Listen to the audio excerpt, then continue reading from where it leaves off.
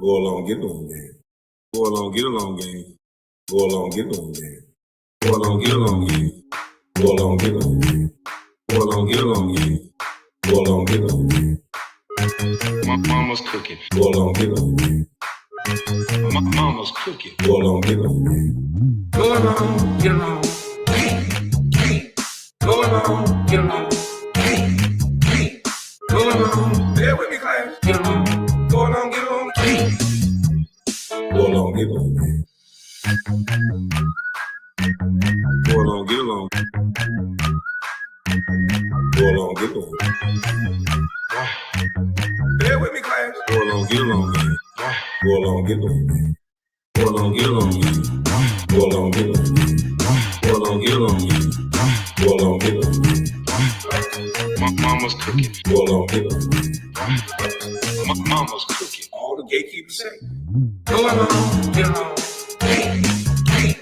Go along, get along. Go along, bear with me, class. Get along. Go along, get along. Go along, get along. Go along, get along, game is real. Go along, get along, gang. Say, Go along, get along, game is real. There's no go along, get along, gang. Go along, get along, game. Say, Go along, get along, gang is real. Go along, get along, game. Go along, get along, game. Go along, get along. Go along, get along. Bear with me, class. Go along, get along, gang. Go along, get along. Go along, get along. Go along, get along. Go along, bear with me, class. Get along. Go along, get along. Go along, get along. Mama's cooking. My mama's cooking. Why? Get a little taste of mama's cooking. Mama's cooking. Mama's cooking. Get a little taste of mama's cooking. Why? Get a little taste of mama's cooking. Mama's cooking. Mama's cooking. Get a little taste of mama's cooking. Mama's cooking. Mama's cooking. Mama's cooking. Mama's cooking. Mama's cooking. There's a new sheriff in town, bitches. Get a little taste of mama's cooking. Mama's cooking. Mama's cooking. Get a little taste of mama's cooking.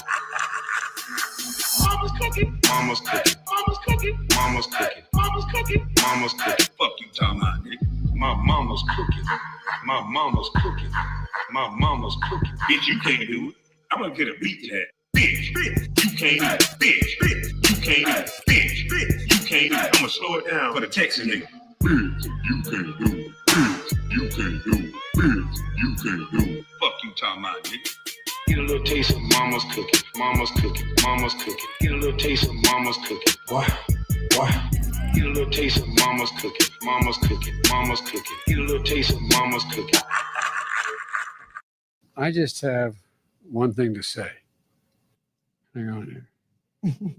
Black, you ain't black. Black leadership. Black, you ain't black. Black leadership. Black, you ain't black.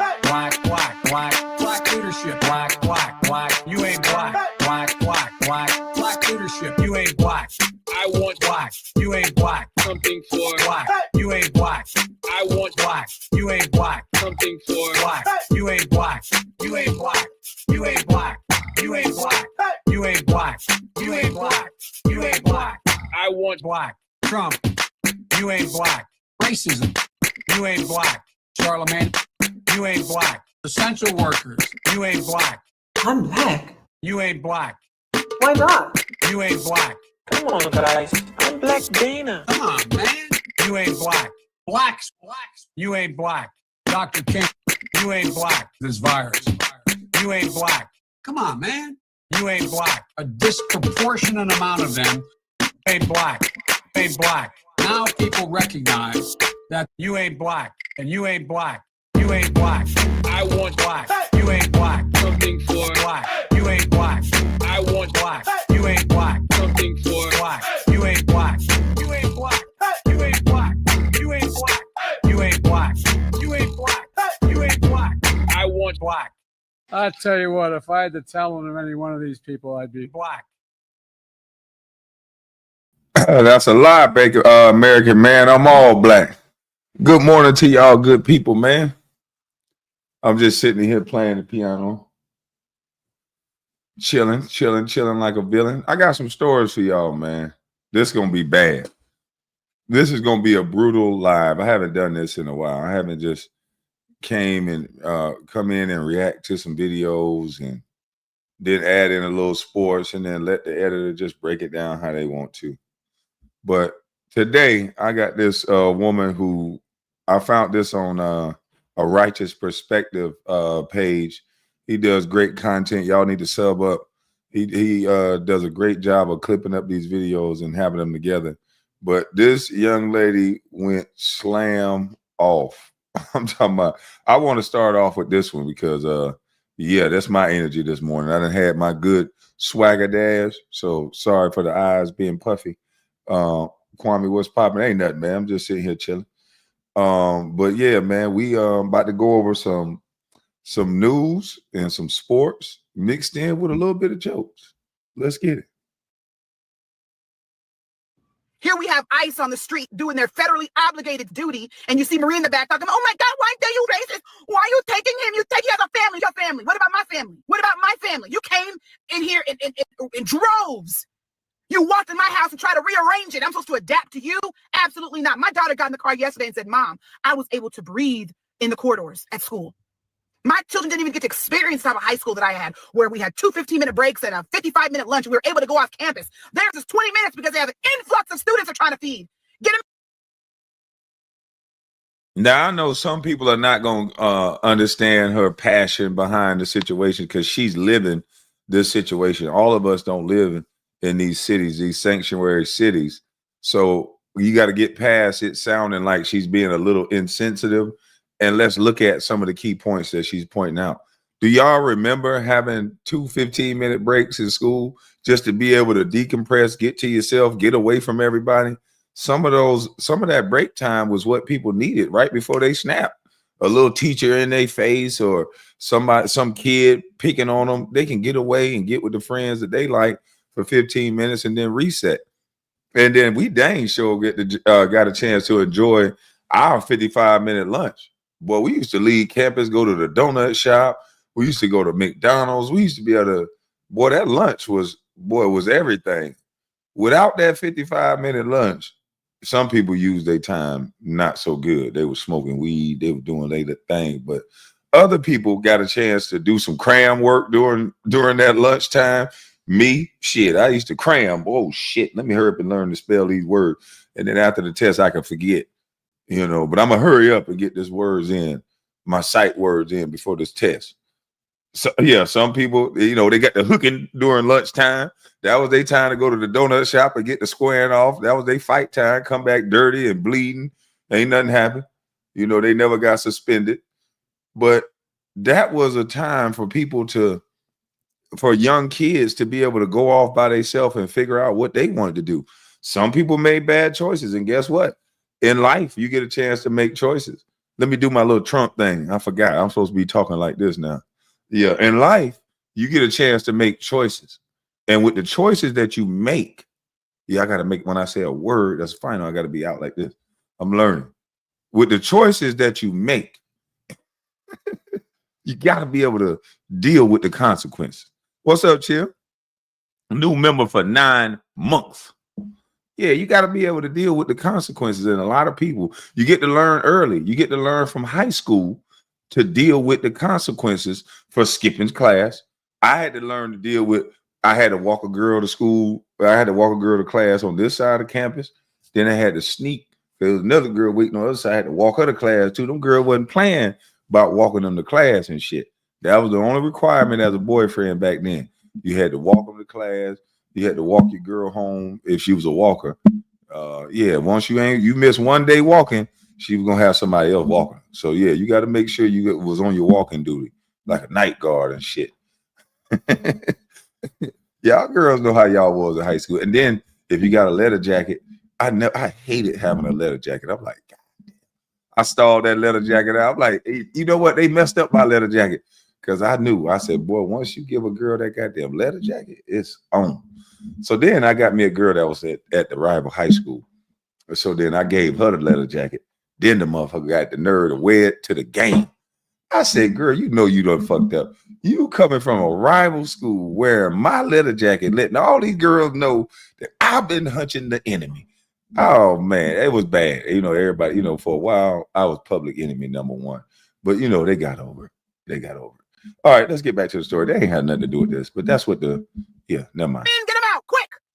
I dropped off my son in the drop-off line today and it was 8 cars as opposed to 85. You know how much stress that is for these children, all these people? Get out! And I remember last year, my son was a senior. He said, Mom, in math class, we couldn't even learn math because the teachers would spend half of the period trying to teach Edgar how to say hello. When you have such an influx of people coming into one country, there's going to be hiccups. So yeah, ICE might pick up illegal by accident. You better carry your papers. Thanking Democrats for keeping the border open. Thank you for these illegals who try to come in here and do this shit the shiesty way. And I like how she said that. He said, I was walking her home while you was playing ball. Probably. Hey, I can understand my player because I wasn't focusing on him all the time. Hell no. I'm going to the gym. And obviously I made the right decision. One of them girls I fell in love with, she got about 5 kids right now. 2 of them street niggas. 2 of them, got a job. So she get a little money, but she booty done went down. I'm still buff. Everything on her. Yeah. I made the right decision. I stayed in that goddamn gym. So yeah, I made the right decision. But I like the way this young lady put the blame where it's supposed to be. If you do things the shiesty way, as she put it, there's gonna be some blowback for doing things the shiesty way. It wasn't nobody looking for illegals. It wasn't nobody chasing down some people that was over here not making no noise, but you still was over here illegal. But as long as you kept your head down, as long as you worked, as long as you kept a steady job and not bothered nobody, you could be over here 10, 12, 15 years illegally in this country and get a job, Social Security, have your kids at school, everything, as long as you didn't bother nobody. But now, once they put that spotlight on something, now it's on. Chill said we gifted $10 gifted memberships. Hold on, y'all.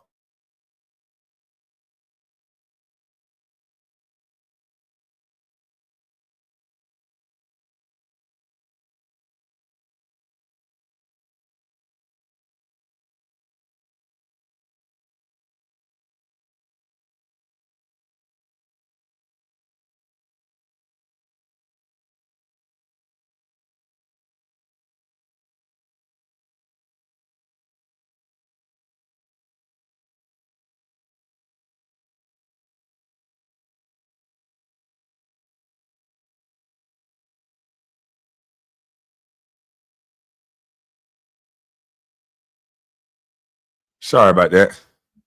Food came. Hold on, I gotta dress it up. I gotta dress my food up, boy. Yeah, let me dress it up. Put you right there. Oh, but let me at least get the video going. But I appreciate you, Chill. He gifted 10 Kwame Brown Bus Life memberships. So get your memberships now. Salute.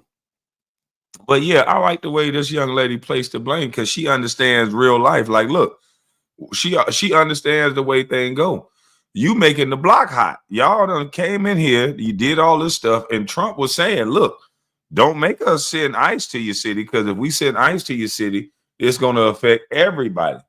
Anybody that's illegal, that it is what it is. You're going to get wrapped up in this sweep. And unfortunately, that's been happening. It's been some people that's been over here that's been, they came over illegally, but they have integrated themselves into society. They got friends over here. They done had other children over here. But they unfortunately got to go because of the way they came over. And now that spotlight is on you, it's on you. Yeah, it's on you.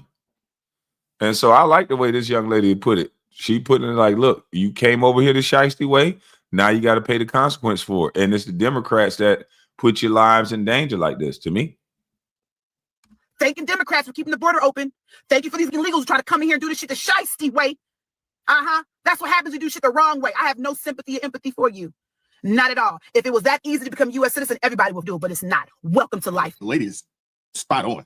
And for the life of me, I don't understand why there are so many Americans caping for illegal immigrants, not understanding that These people come over here, they don't assimilate, and they don't add a lot of value. They don't, they take. Assimilate, big word, Willie Williams, meaning they come over here and they still had a flag draped over their back. They still be saying, they still be, I don't even know what that means. So if it says something offensive, don't get mad. But I've heard that on the movie. But they be like, hey, they be having their goddamn flag on their back. They be representing where they from still. They be saying it's a country that they don't want to be in, is war torn, or it don't have opportunity. They act like they don't want to be there. They come over here and wave their shit like they don't care. And it's like, wait a minute now. Do you have a little bit of thank you, in you? But it don't seem like that's the case. I got to go get some napkins. They take, especially when you think about what has happened over the previous 4 years. I mean, our schools are flooded. They're taking jobs from American people. You name it. You name it. It's happening. And I'm glad to see people like her and so many others are fed up and they're calling it out. I'm glad to see it. For the life of me, I don't understand why people are fighting for people that want to take their place. Makes absolutely no sense to me. But hit the like button, share the video, subscribe to the channel. You know, one thing that I find interesting about the immigration issue in America? Anybody who doesn't support Donald Trump, therefore not supporting mass deportations, immediately points to ICE agents being overly brutal. And I think these people have a valid argument until you factor in that this empathy is not evenly distributed across other issues. For example, if there was a white American that committed a crime that was resisting arrest, and then police officers had to be overly physical with that person in order to arrest them, no one reposts those videos. No one has any outrage, nothing. And even if a video like this did go viral and get some support from leftists, nobody would be trying to argue that the crimes that person committed should be legal. But that's literally what a lot of leftists are saying. They're not just saying that ICE agents are brutal, but they're also saying that anybody that's coming to this country illegally should be able to stay. And it's actually so funny to me how a lot of liberals are trying to act like they can't. Oh, that's well put right there, young man. Oh, he put that together, boy. Because Don Lemon essentially said that. Don Lemon was on the streets trying to get people to believe that it's not a crime to cross our borders illegally. He was like, but no, it's not. It's not really a crime. They was like, wait a minute. It is a crime. It's a federal crime to come across the borders illegally. Oh, no. It's not really. It's really a misdemeanor. It's not really a crime. And I'm like, why in the world are you trying to brainwash the government or brainwash the citizens to think that you can just walk into countries and think you just live there? If we tried to do what other people are doing to America and try to just walk into another country and just set up shop, we're going to be arrested. We're going to go get thrown in prison. That's not going to happen. No other country is allowing you or encouraging people, hey, we got benefits for you. Hey, we're going to let you vote. Just come over to our country. We're going to give you everything you need to set up shop. No one is doing that. Let me do the Trump thing again. No one is doing that except us in America. We don't do it to our military. We don't do it to our elderly. We only do it to illegals. And we're tired of it. Okay? Care so much about illegal immigrants all of a sudden. But in reality, we all know that they don't care about illegal immigrants. They just want something to point to say Trump did wrong. But I'm still trying to figure out what the solution is from leftists as far as how to remove the millions of people that have come into our country illegally. If you ask me, I think that there's really no other way other than being brutal. Like, yeah, if you have to physically remove people from a landmass, it's probably going to be a little bit dirty. Like, that's kind of just how it has to be. Yeah, makes complete sense. Yeah, if they actually have to physically remove you, yeah. Makes sense to me. They want to do something stupid to get the police and get everybody ICE to grab them and then get out of camera. Look at what they're doing. Oh my God. Look at how they're dragging them. I'm like, shit, that's how they drag my other brother. Shit, when they was out there doing something illegal, they dragged my eldest brother. They dragged my other brother. They dragged and stomped my other brother. They held my cousin. This shit, when they had the war on drugs, they stuck their finger in his mouth. They walked up to my cousin. What's in your mouth? Y'all remember that shit? When them police officers would take their hand. Now I'm like, why do y'all niggas sell drugs? They don't never want to talk about the ugly side of the thing. The police got some wins, boy. You ever had a police grab you by your neck, stick his hand in your mouth and rub his fingers around? Oh, we ain't find that? All right, shut up. And that's it. There used to be guys on them corners trying to sell drugs. Them police officers jump out on them, run and grab them and stick their hand down their pants and see if they got something in their butt. Because that's where the guys used to hide the pieces at. They don't tell you the ugly side of that shit. They want to tell you about the getting girls and the partying and holding money in the club and throwing up signs and shit. They don't tell you that the police kick their ass sometimes. Stuff fingers in their mouth, stick fingers up their ass. I'm telling you, it's a wild drug game if you really want to get in it. There's the good, the bad, and the downright fucked up and ugly. And I know them all. So they want to paint a picture that you should like certain things. They want you to feel bad for certain groups of people and all this stuff. But they do. That's a regular day in the hood. That's a regular day. Somebody getting drugged, somebody getting fingers put up their mouth or whatever else. That's a regular day. Rights being violated. That's an everyday thing. They don't come up and ask for your ID. They slam your ass. The moment you say, I don't have to give you my ID. Them police fucking you up and they don't give a damn about your rights. They ain't trying to hear none of that. So when I hear people be like, oh, they're getting drugged and they're getting this, I'm like, what do you know about committing crimes in America? Because they're going to drag your ass. Trust me. It's going to get it could potentially get a little violent. It just could. The thing is that the president has offered a way for people to just self-deport, and they're willing to give you some money on the way out the door. But you have people that don't want to do it. And then you have politicians out there, advocating, to the military, telling them, hey, y'all don't have to follow these orders. When you have politicians teaching illegal or undocumented people, hey, this is how you can skirt the system. This is how you can bypass. This is how you can avoid, the ICE agents, so forth and so on. This is how you can resist. I mean, we have treasonous individuals in our Congress, treasonous individuals that have been elected to Congress. These people are not net positives. But what we have to understand, especially when it comes to the Democrat Party, their goal at this point, like, push power, border laws, and they really understand that that's by play their head. This is with control. Illegal immigration, it is illegal, but it is because it is not fair. Illegal immigration, in my opinion, is like somebody cutting in line in front of somebody else. You have other people who are going through the process the right way. It is unfair, in my opinion, and selfish for somebody else to come across the border and expect to be made an American citizen in front of somebody else who's doing it the right way. I don't care what excuse you give, but it is not okay, in my opinion, to do that. That's why I am against illegal immigration. It has nothing to do with the fact that it is obviously illegal. It has to do.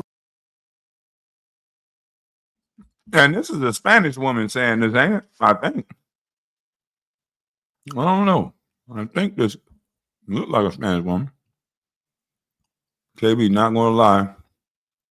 That used to be when they used to do that to some of my friends. And that's when I saw them. We are scared of them white boys. 2 police came on the block and made 15 people shut up. I'm trying to tell you. Man, they'll send 1 or 2 of them white officers to the block and slap down 20 Negroes. Shut up. Get y'all ass down. Get y'all up. Shut the fuck up. I don't want to hear them about all this. I done seen them snub out a whole block. They send 1 or 2 of them black cops. They had to call white cops as backup. Yeah, they had to call it because they be disrespecting them black cops. Them black cops had to fight. Them black cops had to call backup. We don't respect authority in the way you think we should.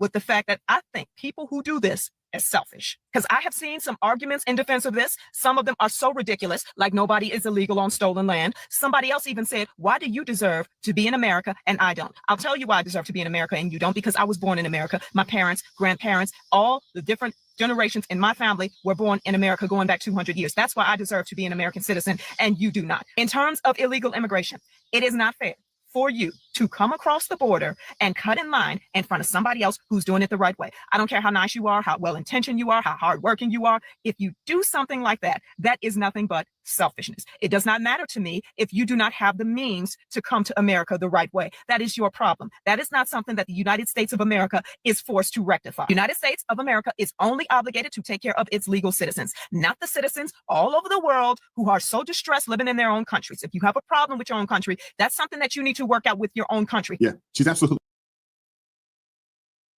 You damn right. Even though she ain't work out her problem with her own country, don't worry about that. She's still spitting the bar. Now, I can say that. I'm from here. You know what I mean? I ain't come over here no boat, no plane, no train. I was already here. So, yeah, I can say this too, just like she could say it. But look at the pride that she speak with being an American citizen. I'm just confused on why we don't speak with that much pride. I just seem that I'm confused. Like somebody got us thinking that we can go to another country and we gonna get treated like with so much love and respect. And I'm trying to figure out where is that country? Where is the country where black folks can go and everybody just gonna love up on them like they say that's gonna happen? This fairy tale land that they think exists. This Wakanda, you got to make up shit where it's utopia for us. Because it ain't utopia for nobody. White folks kill white folks, Asian folks kill Asian folks, but it's just not at the click that we do it. But where is this utopia around the world that you're going to go to? Besides building your own damn island like Jay Prince. This lady is saying what you should be thinking about your country. Your great-great-grandparents invested sweat equity into this country. They built railroads. They built the land. They built the farmland. They built all this stuff with their sweat equity, and you just willing to give it away. You willing to say that this is somebody else's country that your ancestors helped build? Fuck that. This is my goddamn country, and I speak with it just like this young lady. You should take pride in being from America. You have so much freedoms that you don't even understand. You like to smoke weed, you like to drink, you like to do your simple pleasures. You do it in other countries, that could be a life sentence. That could be 20 years. You guys get drunk and unruly in the street like some of you are every damn weekend. You're going to do 30 years in somebody's prison eating slop. We done got so spoiled that our poverty line, our so-called poor people that's in the hood, it's people that's in third world countries that's living in huts. Do you not think them people in Puerto Rico, Jamaica, do you not think those people would love to come and live in the places that we call the hood with brick buildings and tin roofs up there above our head that you turn into the ghetto because you shooting each other? You don't think those people in those third world countries that they don't have running water, that they can go flush the goddamn toilet, and just because you think you living bad and you got such bad hood rough and you shooting each other, you don't think those people want to live in those structures that you living in? If you look at what our hood look like and look at what other people's hood look like, I guarantee you ain't as hood as you think. I guarantee you ain't as hood as you goddamn think. You ever seen the hood in Haiti? You ever seen what those houses look like in Haiti? Why do you think most of those immigrants come over here and they flourish? Because they not worried about what a white man talking about. They done lived in such poverty-stricken situations. They don't give a flying Japanese what a white man thinking. Just give me the money. They coming over here to get the paper. They not caught up in the mind that some white man is above them. That's why they excel.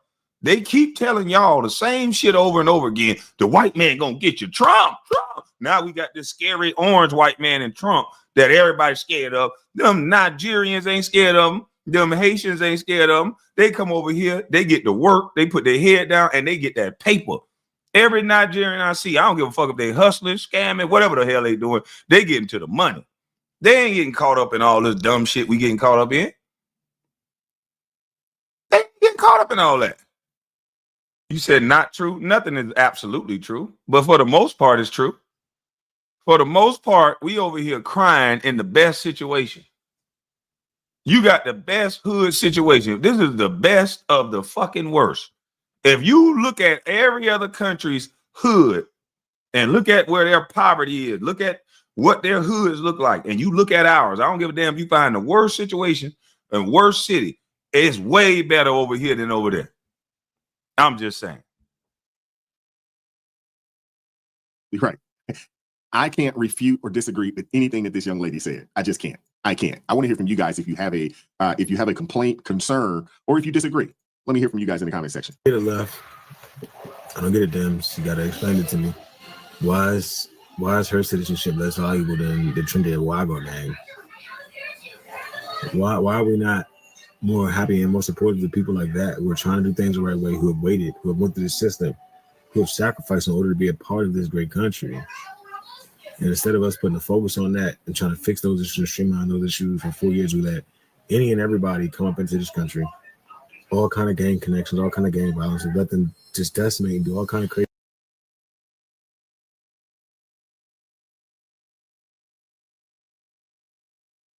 Bro, you fleeing, defending tethers. This is a guy who probably ain't achieved nothing in life. If that's what you got out of that, that's your opinion. I can't tell you what to get out the message. But I'm not defending fleeing tethers, as you say. I'm talking about the mindset, the work ethic, the things that they're not caught up in. That's what I'm talking about. You don't want to talk about that because you probably caught up in it. Every day you probably listening to Don Lemon telling you that this is white man kicking your ass, and it's stopping you from doing what you need to do in life. And that's on you. You get caught up in that. Other people's are not getting caught up in that. All right. And they going out here and they putting boots on the ground, and they ain't just dancing either.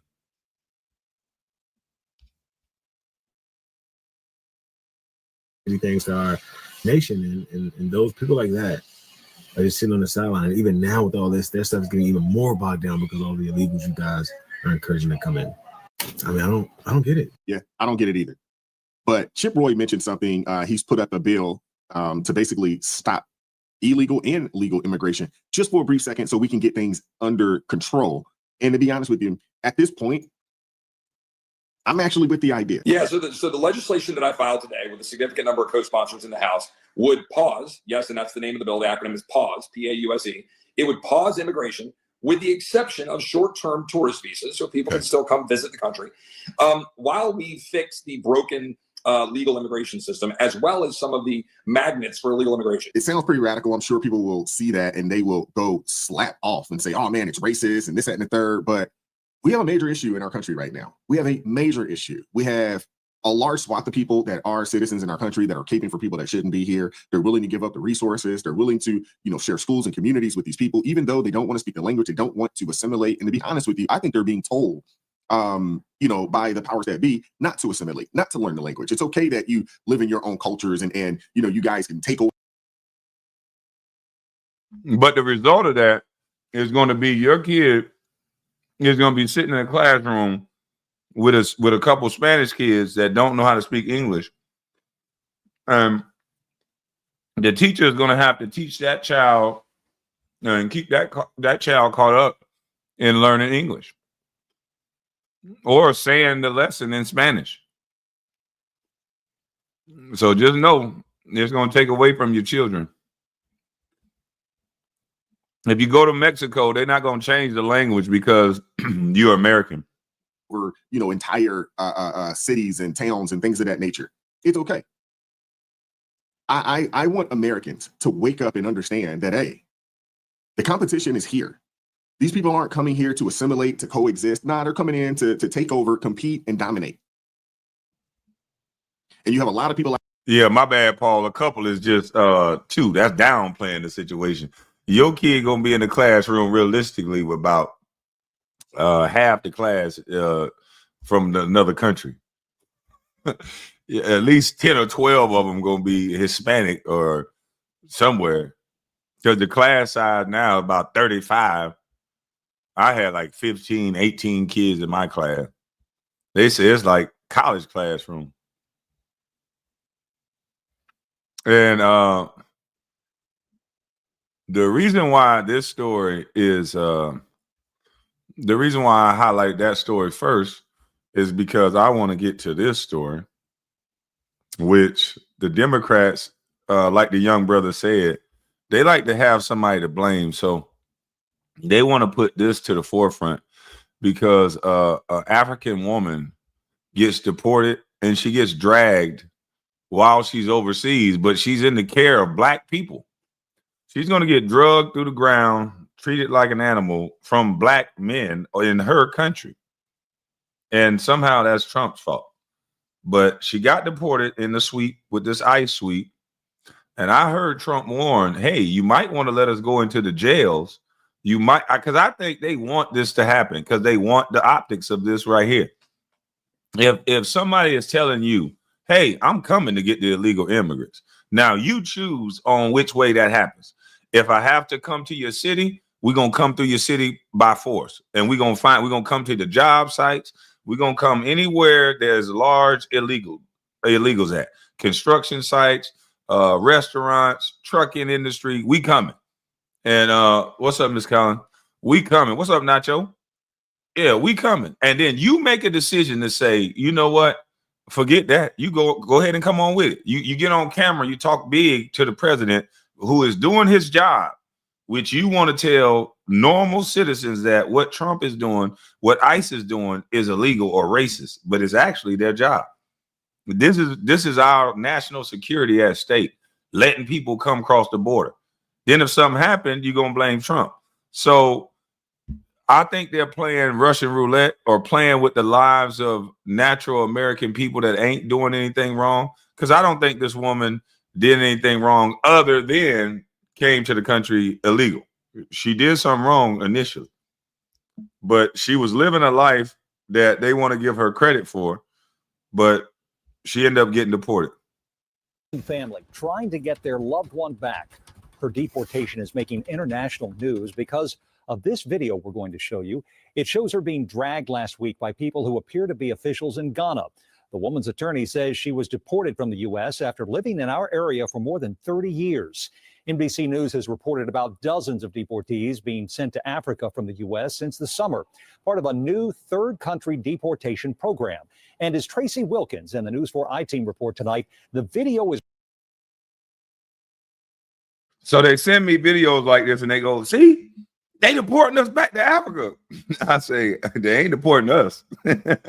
My ass ain't on the deport list. I started up. My brother be like, man, there's something wrong with you. I'm like, what the hell is wrong with me? Ain't nothing wrong with me. I'm not on any deport list. I put my hand on them. You not either. Don't worry about it. You good. It's not my fault, Trump's fault, or anybody else's fault that these Democrats then decided to let the ICE agents come into their cities instead of letting them go into the jails and turning over the people that you know is on that ICE list. You letting these people come into your cities, and now they're grabbing people that you claim is not doing anything wrong, but they overstayed their visa. So I can understand. I didn't want to see this woman get drugged like that, but she got drugged by men and women in her own country, black people too.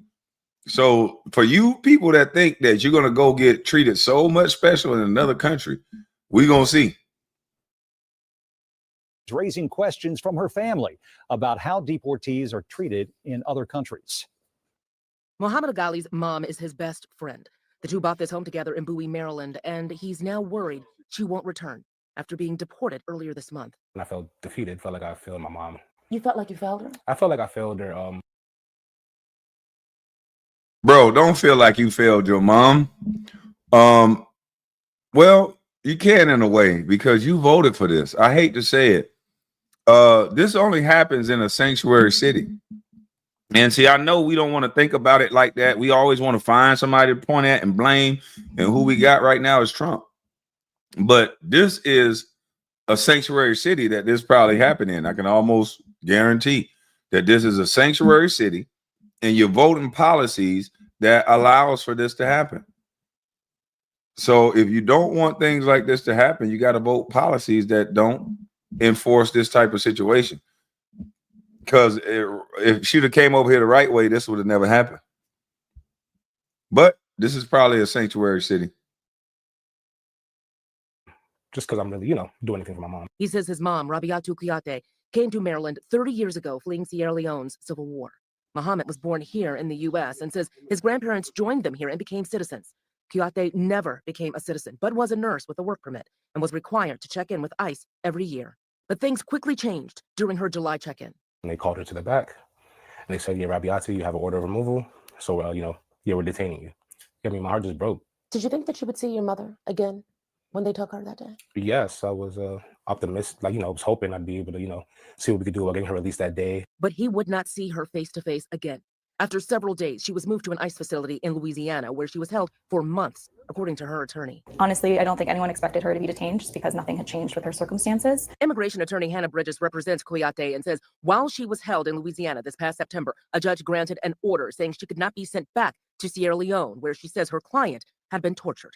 Bridges says the U.S. immediately began exploring other countries to send her to, which she also tried to fight in court with requests for hearings. Those requests went unacknowledged. Are you concerned that her civil rights were violated during this process? Absolutely. How so? She should have been given notice and an opportunity to seek protection from removal to a third country. And the government had multiple opportunities. Now she should have been given notice. See how they sway the opinion of the public?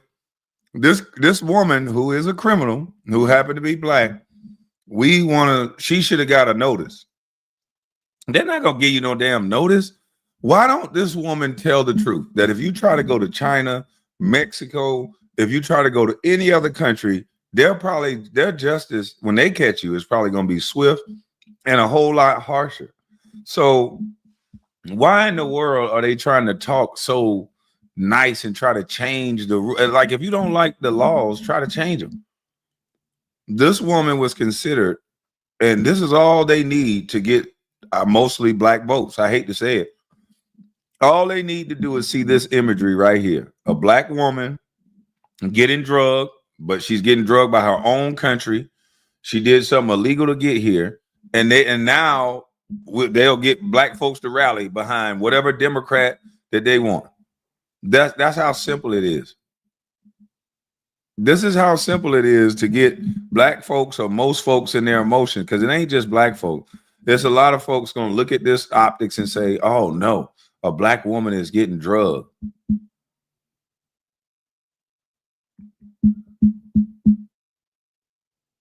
This is crazy.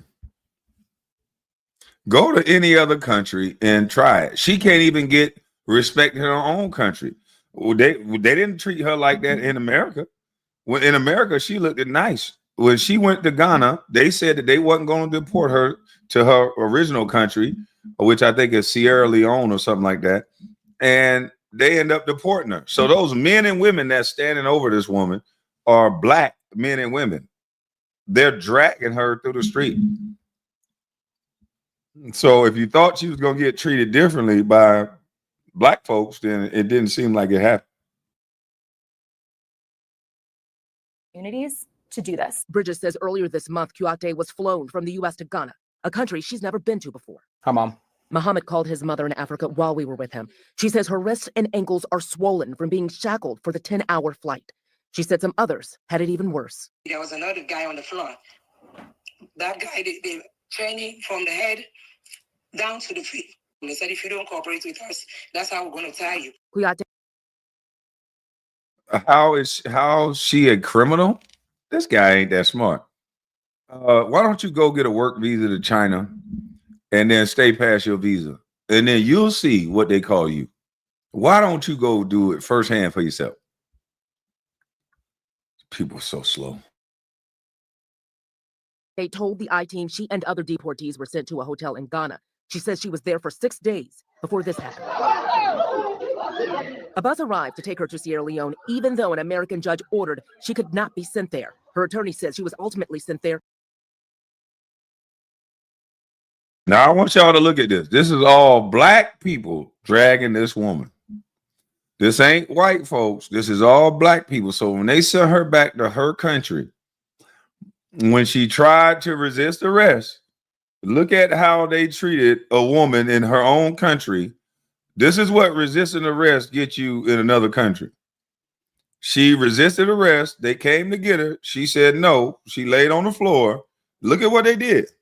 Kouyaté told the I-team she and other deportees were sent to a hotel in Ghana. She says she was there for 6 days before this happened. A bus arrived to take her to Sierra Leone. Ladies, that lady right there standing up, that is a black woman right there that's helping drag this other woman out of here. You know that, right? This big, tall woman right here, this is a black, this Debo here, boy. God dang. This is the female Big Bertha, boy, Lord. 6 days. This woman got legs. She is not going for it. She is helping. She is assisting the men drag this woman out. So those of you that's going to say, oh, this and that, you go to another country, they're not going to deal with your foolishness. I'm telling you, they're not going to play. Now, this is apparently this woman is from Africa. The woman that's being dragged on the floor, she's being dragged by her own people. This is where she's from. She's from Africa. The other woman that's grabbing her is from Africa.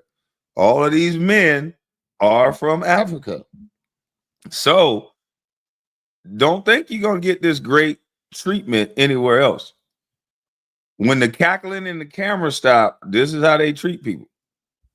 If you are doing something illegal, they don't play over there. Bus arrived to take her to Sierra Leone, even though an American judge ordered she could not be sent there. Her attorney says she was ultimately sent there anyway, although she resisted. That's when they dragged me. So they bumped the back of my head. The I-team obtained multiple videos of the dragging that were sent to her family. Kouyaté believes the people in the green uniforms worked for Ghana's government. These are pictures of some of the injuries she says she sustained after the dragging. The video went viral overseas, and several media outlets in West Africa reported that the Sierra... I want y'all to look at this. This is women helping her in the van. This is a woman right here in the pink dress. Even though they're trying to make y'all upset, look at this woman assisting, help her lift her in the van. That is a woman help lift this other woman in the van. So in other countries, they're not going to play your foolishness. They're not going to play with you. If you break the law, everybody will join in, women and men alike, and they will get your ass up out of here, Jack. So they have taught us to be emotional over here. You see a woman get drugged, oh, they don't see that over there. They see if you break the law, you cause a disturbance, everybody will assist to remove the disturbance. And as you see right here, she thought laying down and playing the woman card was going to work. It don't work in Ghana. Africa reported that the Sierra Leone High Commission, which is like its embassy in Ghana, said it's aware of the incident and will investigate. We asked the Ministry of the Interior for Ghana about this. They acknowledged our email, but didn't answer our questions. We received no response from Sierra Leone officials. I consider America my home. It's like I built relationships there. Kouyaté says she's safe for now in an undisclosed location in Sierra Leone, as her family sits in the home she owns in Bowie, wondering what her future holds and if she will ever come back again. Do you feel like the U.S. government has failed your mom? Yes, 100%.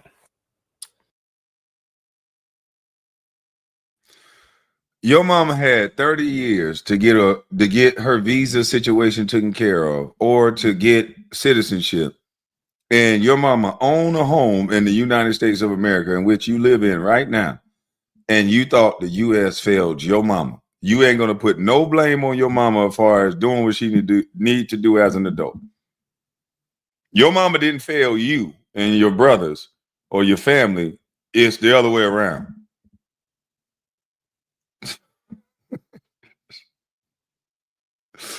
Jesus Christ, man. This is crazy.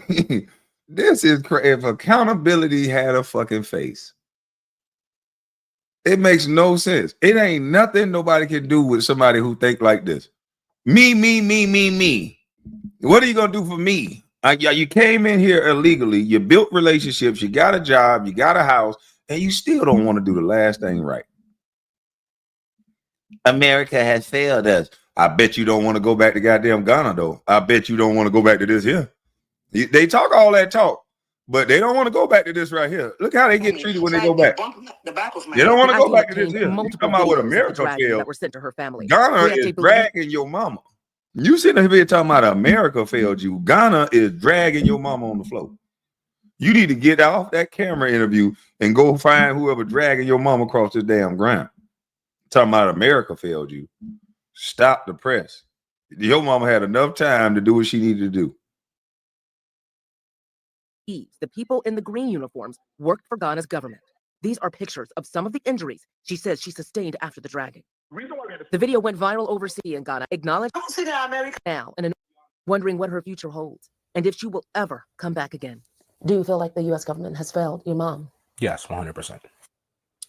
We reached out to Maryland's ICE for comment several days ago. They asked that we share our videos of the dragging, which we did, They still have not responded to our questions about the case. In September, the U.S. Department of Justice argued in a federal court that it had no power to control how another country treats deportees. It said that Ghana had pledged to the U.S. it wouldn't send the deportees back to their home countries. The United Nations Human Rights Office has called on Ghana to stop deporting people from the U.S. to their home countries if U.S. courts have said it's dangerous for them to return. And with Kwame, she was the primary caregiver for both of her parents, her mom and dad. How you turn a story of somebody not handling their personal business the right way? How you turn that into a U.S. government problem? They're more mad at the United States government than they're mad at the Ghanaian government for turning her over to the place that they said they wasn't going to turn her over to and dragging her on the ground. Like, what? You're not even mad at the country, the black country, Ghana, that dragged a black woman on the ground. You mad at the U.S. for not letting her stay and not let her just break the U.S. law. Got it. Makes sense. They thought, the whole family thought, when she got on that plane that was headed to Ghana, that she was going to be released and coming home. So everyone involved in this was confused and shocked and just wondering what can be done at this point. And at this point, is there hope? How are they feeling now? They're feeling hopeless. And what her son said there about feeling like the country is. Hey, like he give a damn. Hey, is there hope? How are they feeling now? Always about feelings. He ain't give no pushback. She had 30 years to get this work visa taken care of. Why didn't she challenge? Why didn't she try to at least sign up for a new visa? Or why didn't she try to go ahead and establish citizenship? Was she just hiding from it? What's going on? Nothing. No accountability whatsoever. All right. Well, we got another story about two little sick. Hey, look, I don't know what happened to these two psychopaths. I don't know how you turn out like this in life, that this is what you inspired to do. This boy, one of these boys is 20 years old.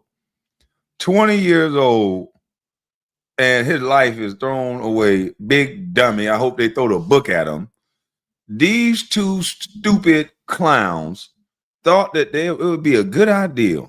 And for those people who are going to get islands, private islands, I hope you're thinking about pirates and safety and people who are coming to come get those islands. Because once they know you're not protected by, police force and law enforcement, then it can be some shady thoughts that come into people's head.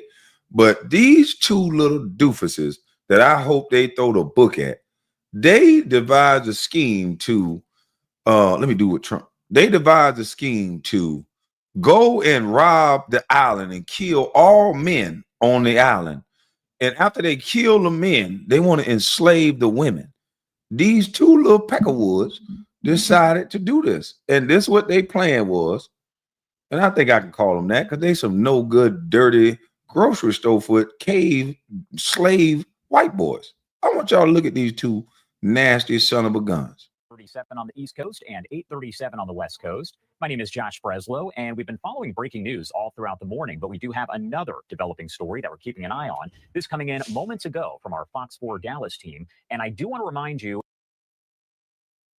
I just want to know why we having a trial for these two son of a guns. If they can think of something this stupid, and what if they would have succeeded in this plan, why are we having a trial? They got a right to a speedy trial. Let's just speed this up to the electric chair. That's what need to happen. They should speed this trial up straight to the citizen, straight to the electric chair. Because how do you formulate thoughts like this in your mind? That you're going to unalive every male on an island, and then you're going to take the women and enslave the women. I think if you can formulate those type of thoughts and then try to execute this plan, the moment you get caught, you have a right to the speedy trial to the damn electric chair. How do you integrate these two guys back into society? How much time do you give this type of stupidity? But before they get let out, their teeth better be gone. They better be on Pampers, and they need the pens, and their kidneys better be failing. Their vision better be going bad. Because if you let these two psychopaths out anytime where their hands and feet really work, and I'm starting to worry about the inmates in jail. These psychopaths. Look at the way this boy look here on the right or your left. Look at the eyes of these two maniacs. What'd you say? Colonizer. Christopher Columbus offspring. These Christopher Columbus babies. Boy, you gonna piss some people off with that one. Look at these psychopaths. You just gonna, what makes you think that somebody on that island wanted to see these psychopaths? I know what we're gonna do. See, my weed don't make me do shit like this. Don't make me think of thoughts like this. These Beavis and Butthead looking doofuses in the what we gonna do? I know what we're gonna do. Shit, our life ain't shit. Our mom only gave us $300,000 in the fucking college fund. And we done smoked all that up. Shit. What are we gonna do? I know. We'll take the last $50,000 that we got because we're broke now. And what we'll do is we'll buy a fucking boat. Yeah, that's what we'll do. We'll get a gun. We'll get a fucking M4. We'll get something, dude. We'll train in the fucking woods, man. Fuck it. And then we'll get over there. We'll kill all the men. We'll take the women as our own. Yeah, I'll finally get a girl. Yeah, I did. What the hell is wrong with these? Hey, boy, Kwame, you are not right. You are not wrong. See how white people can take a joke. That's what I'm talking about. But I'm just saying, what the hell is wrong with Beavis and Butthead over here? This how y'all got high and thought of this shit. Man, y'all listen to this story, man. And say here, viewer discretion is advised as some of the details are disturbing. Now, we're hearing that 2 North Texas men have been indicted for an alleged scheme to sail to a foreign island, murder all the men there, and enslave the women and children. Again, this information here coming from court documents, as they say the men planned and trained for nearly a year. That's according to legal documents, in an attempt, they say, to fulfill their, quote, rape fantasies. Gavin Rivers Weissenberg, 21 years old, of Allen, seen there on the left-hand side of your screen, and Tanner Christopher Thomas, 20 years old, have been indicted by a grand jury on counts of conspiracy to murder, maim, or kidnap in a foreign country and production of child pornography. The charges were given for the pair's extensive plans to travel to an island, which is part of the Republic of Haiti, to attempt a coup there. That's again, according to the documents. Weisenberg and Thomas reportedly prepared from August 2024 to July 2025 to execute their plans, in which they allegedly intended to buy a boat, sail to that island, kill every man on the island, overtake it by force, and take the women and children as slaves. The island there does have a population, we're told, of about 87,000 people. From July 2024 to May 2025, the suspects apparently took classes to prepare for the coup. On August 5th of 2024, Weisenberg enrolled, we're told, at the North Texas Fire Academy in Rockwall. This was allegedly an effort to gain training and useful skills for their plot. I mentioned Kevin Perry talking about KB log off. No, just think about it. These some bitches crazy. They literally going to get training. They dedicated to this shit. They going to get training to unalive somebody. The one with the long hair, you know, this was mysterious, crazy looking one with the Beavis and Butthead, the one with the big forehead, the short haircut. He's sitting there high. You think she's gonna love me back when I steal her and kill her off her boyfriend? He actually think he was gonna find love in this situation. Like this. I swear to goodness, I'm telling you, they better not let me hold no office. Shit like that. This come across my desk, and I see two. I won't see color. I'm just gonna look at. I'll be reading this shit. What? They went and got training. Oh, they were gonna unalive all the men, huh? Oh, okay.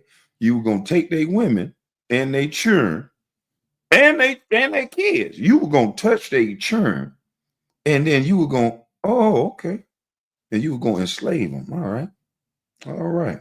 So we caught them doing this, huh? All right. All right. All right. We're going to keep this off the books. All right. We're going to send 2 flights over to that island, and we're going to put a note attached to these 2 white boys that this is what they plan to do to your women and children, and this is what they plan to do to you. Stamp a note on both of them and mail them over there to the island. And we just go back to drinking coffee. Yeah, I forget this ever happened. I mail them over to that island that they wish harm on. Because, you know, we got to get back to the biblical days, you know. Do unto others as you want done unto you. And if that's what you wanted for them, I would leave it up to the community on what they wanted to do with you. I would just turn you over. I wouldn't do nothing to you. I'll just turn you over to that community. Make them aware of what your plans were. And then I'm going to have lunch. Shit. I don't want nothing to do with this because I ain't that evil. I ain't that evil. So, but I know I could be made evil. If I thought in my head that you was going to do X, Y, and Z to my daughter, you were going to unalive me, and then you were going to have free reign with my children, I could think of some downright evil things. And I don't want to think for nobody else. So I would just turn that person over to the people that they were going to do that to and let them decide what they were going to do with them. I wouldn't say nothing else. A few times, viewer discretion advised, and all of this information coming in from court documents that were obtained by Fox 4 Dallas. On January 7th of 2025, we're told Thomas enlisted in the U.S. Air Force, and the documents say that he intended to use his military training for the planned overthrow of the island. We're also told that February 8th, Weisenberg actually failed out of fire training. On February 20th, Weisenberg bought tickets to Thailand, at least partially, to enroll in a sailing course to prepare for getting to the island. The indictment says once he got to Thailand, he never enrolled due to the cost of that course. Then in March, Thomas managed to change his Air Force assignment from a base in Germany to one located over in Maryland. The indictment says this was both to stay in the U.S. to continue planning the coup and an attempt to recruit homeless people from the Washington, D.C. area to help. The suspects are accused of attempting to recruit others to help with the coup, both online and in person. Weisenberg and What the heck? Wait a minute. They was recruiting people for something stupid, something illegal, involving unaliving a whole island online? God, dog, boy, this is a new type of dumb. You own like, hey, do you want to go over here and unalive a whole island? No? Okay, I'll call somebody else. Like, what the? How do you make a post that dumb? They talking about disclaimer. These mother effers crazy. Like, these are some crazy dude. Where did they go to school at? Who are they parents? Where did they raise up at? Like, how do you take on this type of mind this early on? What did they eat? That should be a case study. No other kids should eat the food that they ate. No other kids should watch the TV shows that they watch. Because if you turned a 20-year-old into this before he even understood life, before his brain is even developed, something ain't right. Something that they eat, their gut bad. I told you, their gut health is a mother trucker. Whatever they eating, whatever they watching on TV, whatever movies they watch, whatever upbringing they had, training, whatever school they went to, should be 86, and no other kid should ever be allowed to follow whatever path they follow. I'll be watching kids that went to school with these boys. Ain't no way. How in the world do you get like this? Trap music say I have white fatigue. Yeah, because when them white folks decide to unalive, it be on a grand scale. God, dog, y'all do everything big.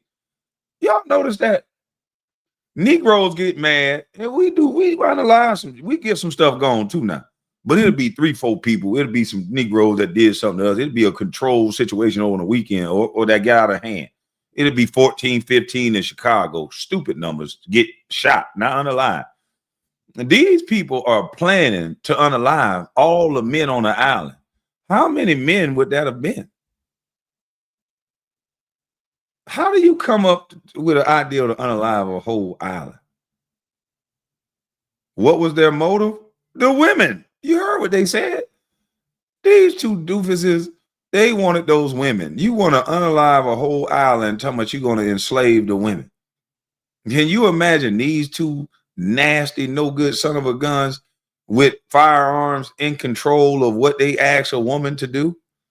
That is crazy. That's how they discovered America. Yeah, that's a lot of people said that. But you would never thought that a 20-year-old in 2025, one of these guys are 20 years old. How did you develop this mindset so early on? They really need to send SJ. You need to go talk to these boys. You need to figure out how in the hell did your mind get this messed up this early? What happened? I guarantee you a lot of it is one or both of them don't know how to talk to the opposite sex. Y'all ladies got to stop being so mean to some of these weirdos. I'm not blaming y'all ladies. They got to get their game up. You guys got to learn how to stop being fearful of women and just talk. It's simple. It's a lot of guys that don't have good luck with women, and then they turn into creepazoids like this. It's a shame. It is an absolute shame. Look at these idiots. I don't even want to finish the story. I kind of want to find out where they from and all that, so I can write letters to the prosecutor. Lock their ass up. Throw away the key. Thomas are also accused of coercing a minor to engage in sexual activity on camera. That was back in August of last year. Weisenberg arrested on July 3rd on his charges. But what we don't know is the arrest date for Thomas. Fox 4 Dallas reaching out to the attorneys listed for Weisenberg, but they have yet to respond. No legal representation found for Thomas at this point. Weisenberg and Thomas both face up to life in federal prison if they are convicted of conspiracy. That nigga talking about get him, Kwame. It's the ladies' fault. This boy 20 years old. He ain't even been around no ladies. What I'm saying is I got an 11-year-old child and I got a 10-year-old. My daughter mean as a hell. And it ain't the kids' fault. They got to learn how to talk to young girls. It's the guy's fault. You're going to get turned down. I got turned down a lot of times, but I was always taught it's more fish in the sea. When you get your feelings hurt as a young man, you got to learn how to deal with that. You're going to get your feelings hurt. Like it or not, as a young man, and talking to girls is a big thing for a young man. I know you're just joking, but some of the weirdos ain't gonna be joking. They're gonna take that and try to run with it. They look at anything I say and try to run with it. But it is a very real thing that young people need to learn how to talk to each other. And the more that they give kids these iPads is what I learned. And even me, the more I get stuck in my phone, the less I'm talking to people, the less I want to talk. You know, so it happens to adults too.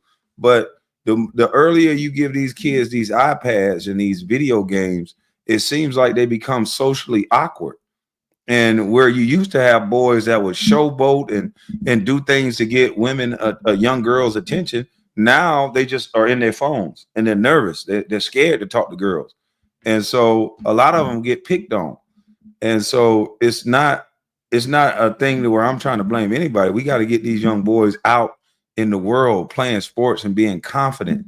Yeah, that's the word, confidence. And you got to know how to take a no. That is a very real thing. A lot of women, they won't tell you this, but a lot of women have dealt with men that don't know how to take a no. And so a guy will holler at a girl or holler at a female. And it happens to women around the age of 16, 15, when they start getting breasts, they start getting developed. It'll be grown men doing it to a young girl because younger girls will be nervous. There'll be older men trying to holler at them. Hey, what's up? Let me get your number. And a girl, first thing they do is they don't know how to deal with that situation. They'll get quiet, keep your head down, and they'll try to walk faster. And what do men do? They'll holler out, oh, fuck you then. You ain't that good looking anyway. You're ugly. You know what? It's grown men that don't know how to accept no. It's grown men that will try to holler at a woman, and it'll go from a smooth, hey, how you doing, miss, to a F you then, you wasn't all that anyway. Y'all know it. So even as adults, you have to learn how to accept no. It's better to train these young kids how to accept no, how to interact with females early. I did that to my son early. Look here, boy.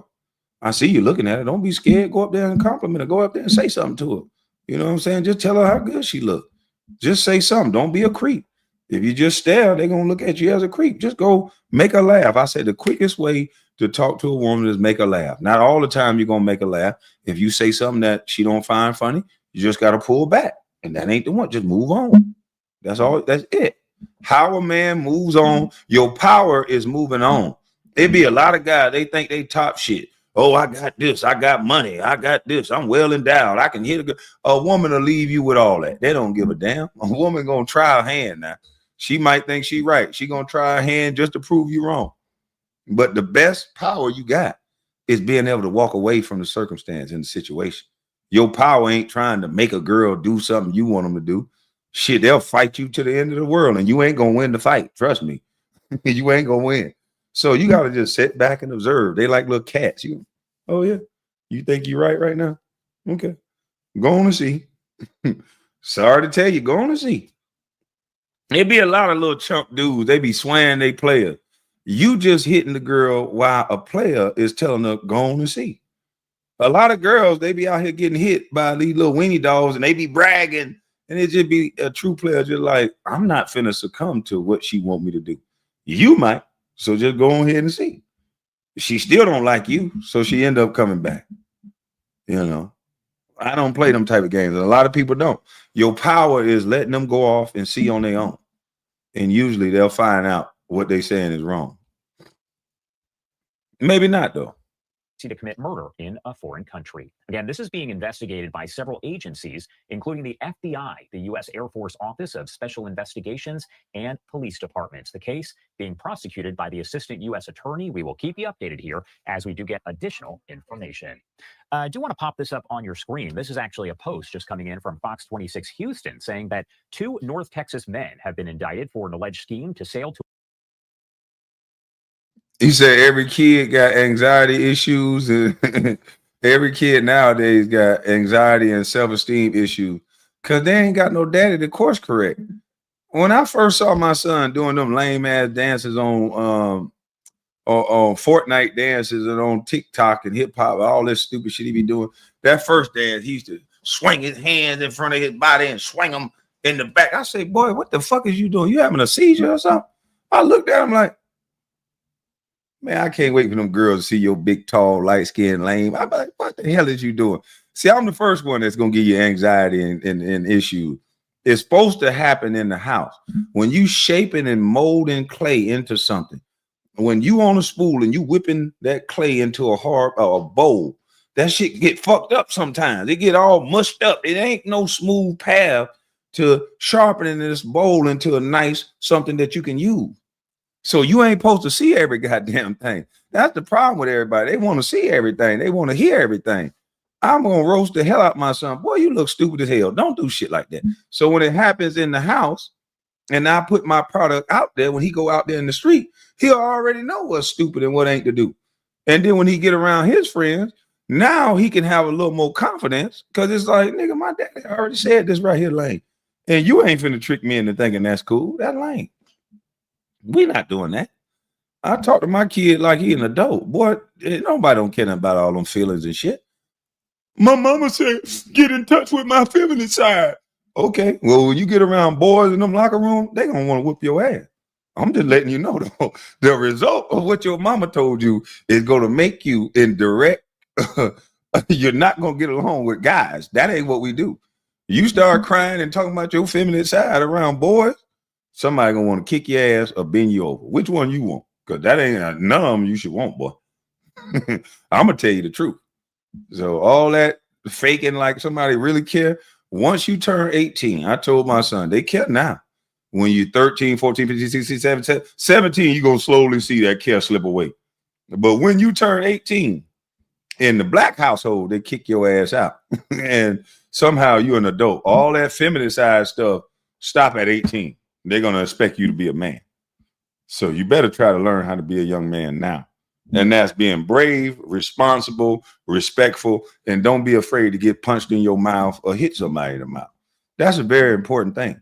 We got a lot of people that just always disrespecting people, and those microaggressions between men become bigger problems. You can't microaggress a man a way a woman would do. We are taught to let that slide with women. We ain't taught to let that slide with men. Some men, they have more things going on than others. And so men that have successful things going on, some men will let it slide. They'll be aware of it. They'll look at you. But we'll let it slide because life be lifing. And trouble is easy to get into and hard to get out of it. But you're going to run into a man that when you microaggress them, they don't have certain things over them that's going to stop them from getting you in line from that disrespect. And a lot of men, they don't understand. They were raised in a household with mama, grandmama, and mama and grandmama said things to men all their life without getting caught because they women. But if you are a young boy that raised up with mama and grandmama and you're saying things that you've heard mama and grandmama say, and you're saying that to men, you're probably going to have a rough go of it. Or you better learn how to be pretty good from the shoulders nowadays from the holster. a foreign island, murder all the men, and enslave the women and children. Again, Fox 4 Dallas reporting here that that is an island of about 87,000 people. On this postcard, Scott. They planned on taking over an island of 87,000 people. Hey, Miss Dickums McDickums. Oh my goodness. What news station you on? Fox 32? Where's Fox 32, girl? Chocolate. So they were planning on taking a whole island of 87,000 people. So let's just say half of them was men. Let's just say a little under half. There'd be more women than men. So let's just say like 35,000 or 37,000 were men. Because it's usually more women than it is men. And the rest of them children. That's a lot of people. Did they say the name of the island? Oh, shoot. Let me go back. How do I get back to where it was? So 11:37 on the East Coast. Murder island of men and enslave the women. I don't think they said it on this one, but I'm pretty sure they said it on another one. I had to just Google that story again. I had to just Google it again. It was a matter of fact, I think they did. I think they showed it. Let me see. I think they showed where the island was. I don't know. Let me go through it.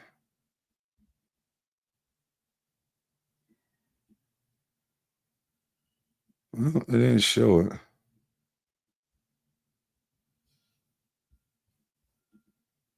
In which they allegedly intended to buy a boat, sail to that island, kill every man on the island, overtake it by force, and take the women and children as slaves. The island there does have a population, we're told, of about 87,000 people. From July 2024 to May 2025, the suspects apparently took classes to prepare for the coup. On August 5th of 2024, Where is the island, though? as sailed to that island, plans in which they allegedly aired from August 2024 to July 2025 to execute their plans in which they allegedly intended to buy a boat, sail to that island, kill every country, and production of left-hand side of your screen. And Tanner Christopher Thomas, 20 years old, have been indicted by a grand jury on counts of conspiracy to murder, maim, or kidnap in a foreign country and production of child pornography. The charges were given for the pair's extensive plans to travel to an island, which is part of the Republic of Haiti, to attempt a coup there. That's, again, according to the documents. Why is It's an island, a part of the Republic of Haiti. So you ain't planning on going over here. Man, them Haitian people would have beat the hell out of these white boys.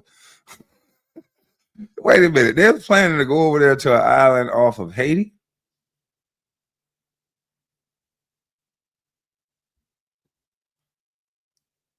That's crazy, man. Hey, man, we got to get real for a second, man. Listen, man, we got to get real for a second, man. Listen, two white boys versus how many men they would have deleted? They would have, the day they probably got lynched by the blacks. Yeah, I don't think they would have won this one. They fucking with the Haitian.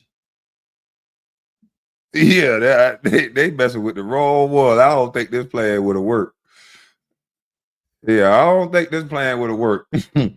Them Haitian revolutionaries had problems back in the day. They had problems with them back in the day.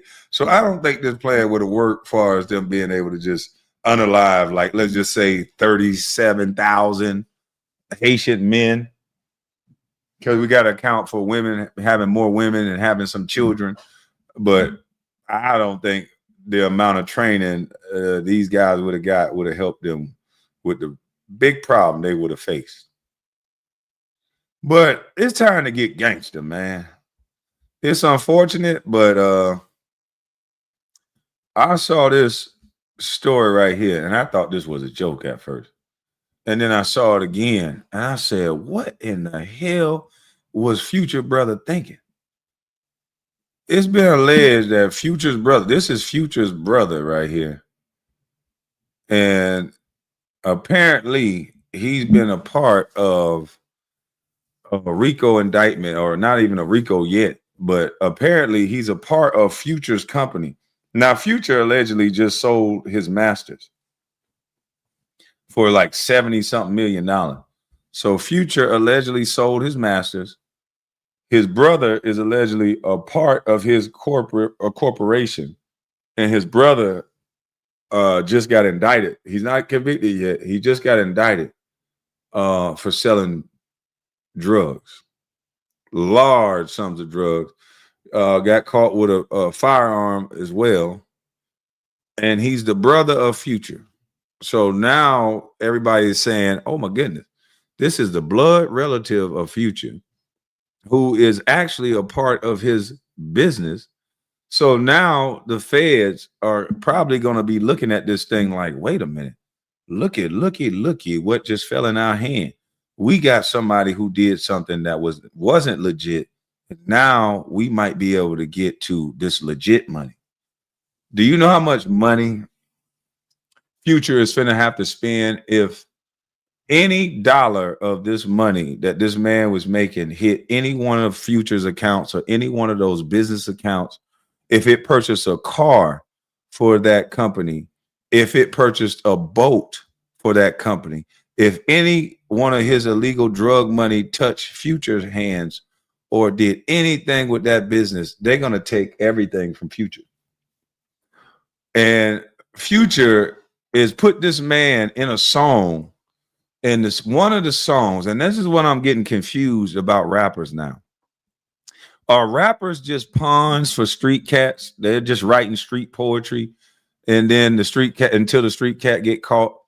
Because I'm trying to figure out, why would they put this man in a song called "Feds Did a Sweep," and he's actually doing illegal drugs, selling illegal drugs. And now the feds actually did a sweep, and he tries to run out the back door with $4,000 in his pocket, and he go to jail.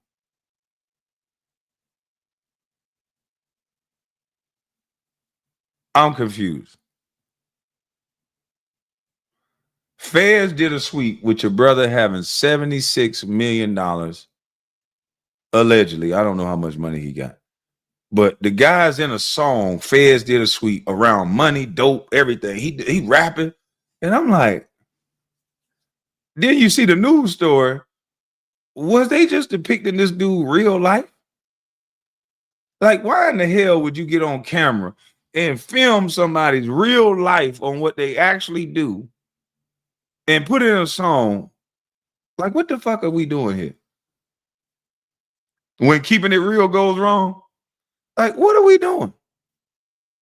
Is this what thugging has turned into?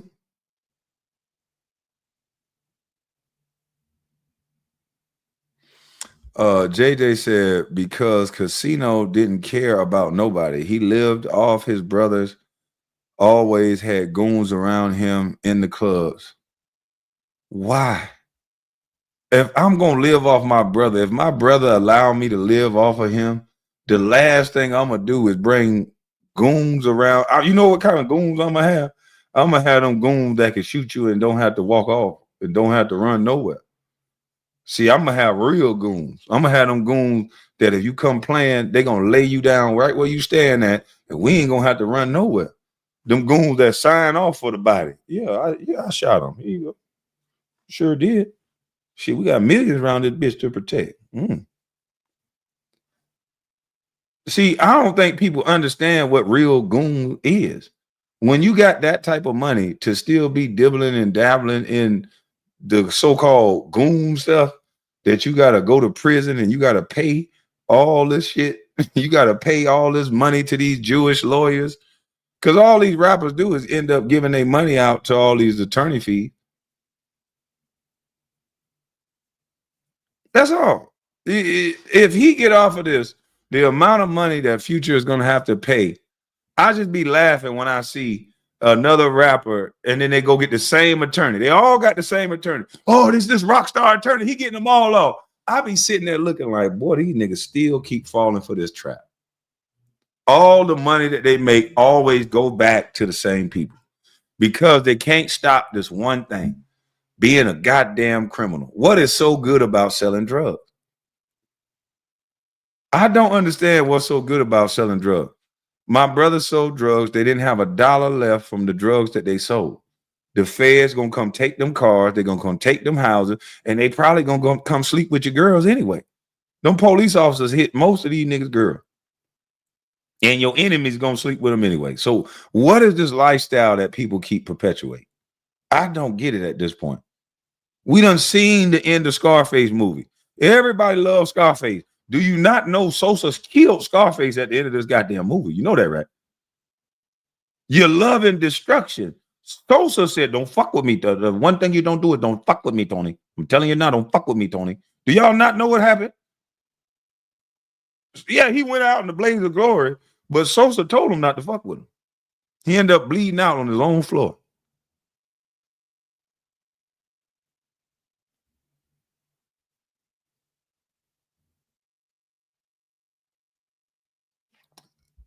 There go the two attorneys. These are the two white men that's going to own all the land and all the money from all the rappers. They don't want to watch what Rollo doing. They say Rollo lame now. Rollo is building up his whole community, can see on top of his community. Got black men out there getting jobs. Got black men being the landlord over their community again. Got black men out there with sticks in their hands protecting the community again. That's what I see Rollo doing. But the rest of these guys steady hanging in the club with a bunch of dudes ready to assault another black dude. This is the tough stuff about our culture. Get a bunch of dudes to come hang with you and make sure that you whip other black dudes' ass. You the toughest.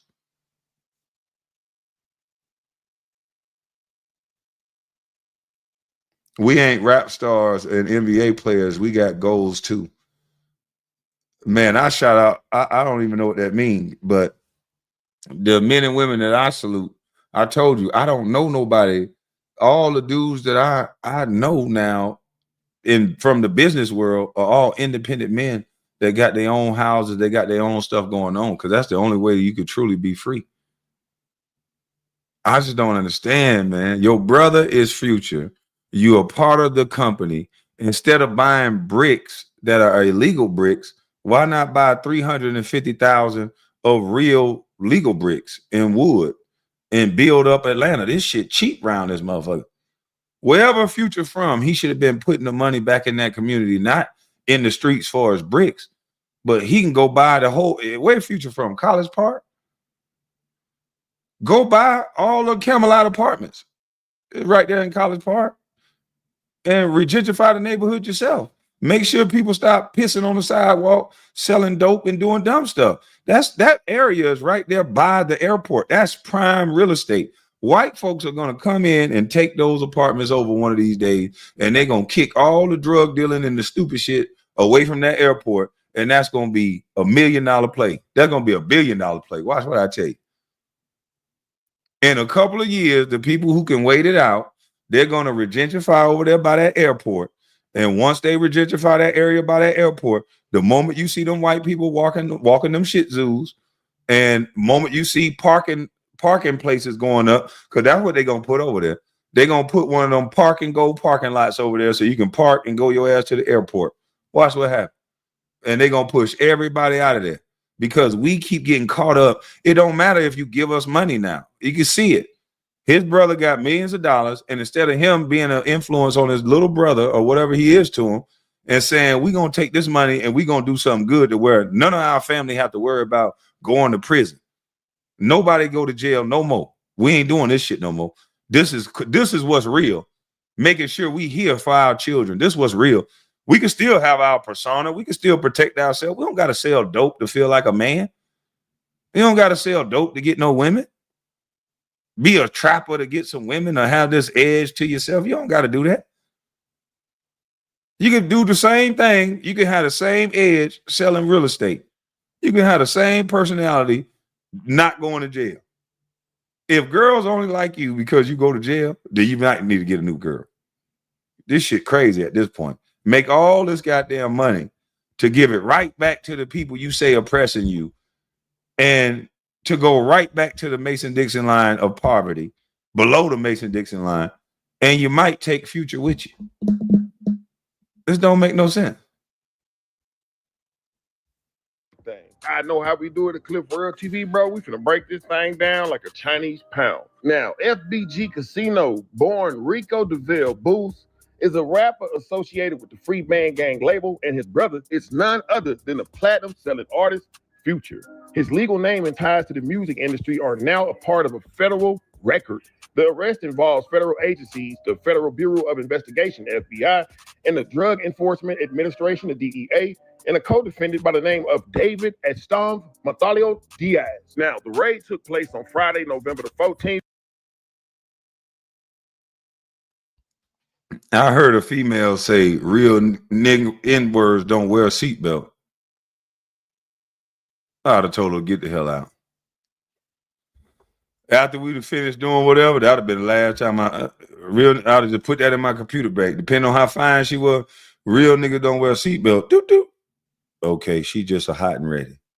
That's all she is, a hot and ready. Doot, doot. Brain don't go past. She a level 1, like my brother's. Doot, doot. Level 1, sex only. She brain slow. Like, that don't even make no sense. In 2025 at an Airbnb rental in Forest Park, Georgia. When agents came in, they say Casino attempted to escape via the side door. Now, outside of what just happened with Pee Wee Longway, this has to be one of the biggest busts that I've ever heard of inside of the music industry. The scale of the seizure was substantial. They found 21 kilograms of Fetty Wap at the same scene the Casino was trying to flee from, and over $380,000 cash was recovered. One was broke down with $300,000 inside of a Nike shoebox and $80,000 inside of a Go-Yard bag that investigators believe was belonged to Casino based on his Instagram post. Now, at the moment of arrest, Casino reportedly had $4,000 in his pocket.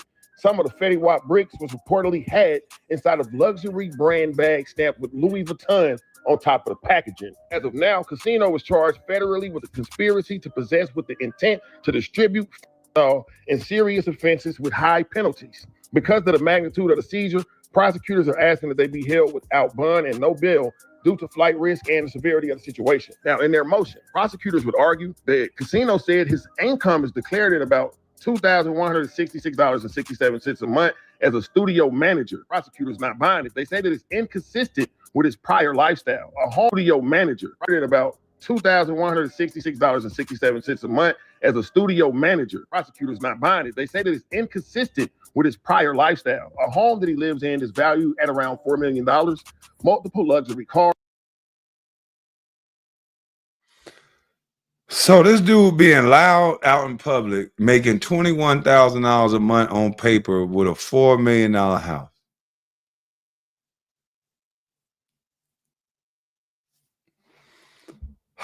My goodness, man.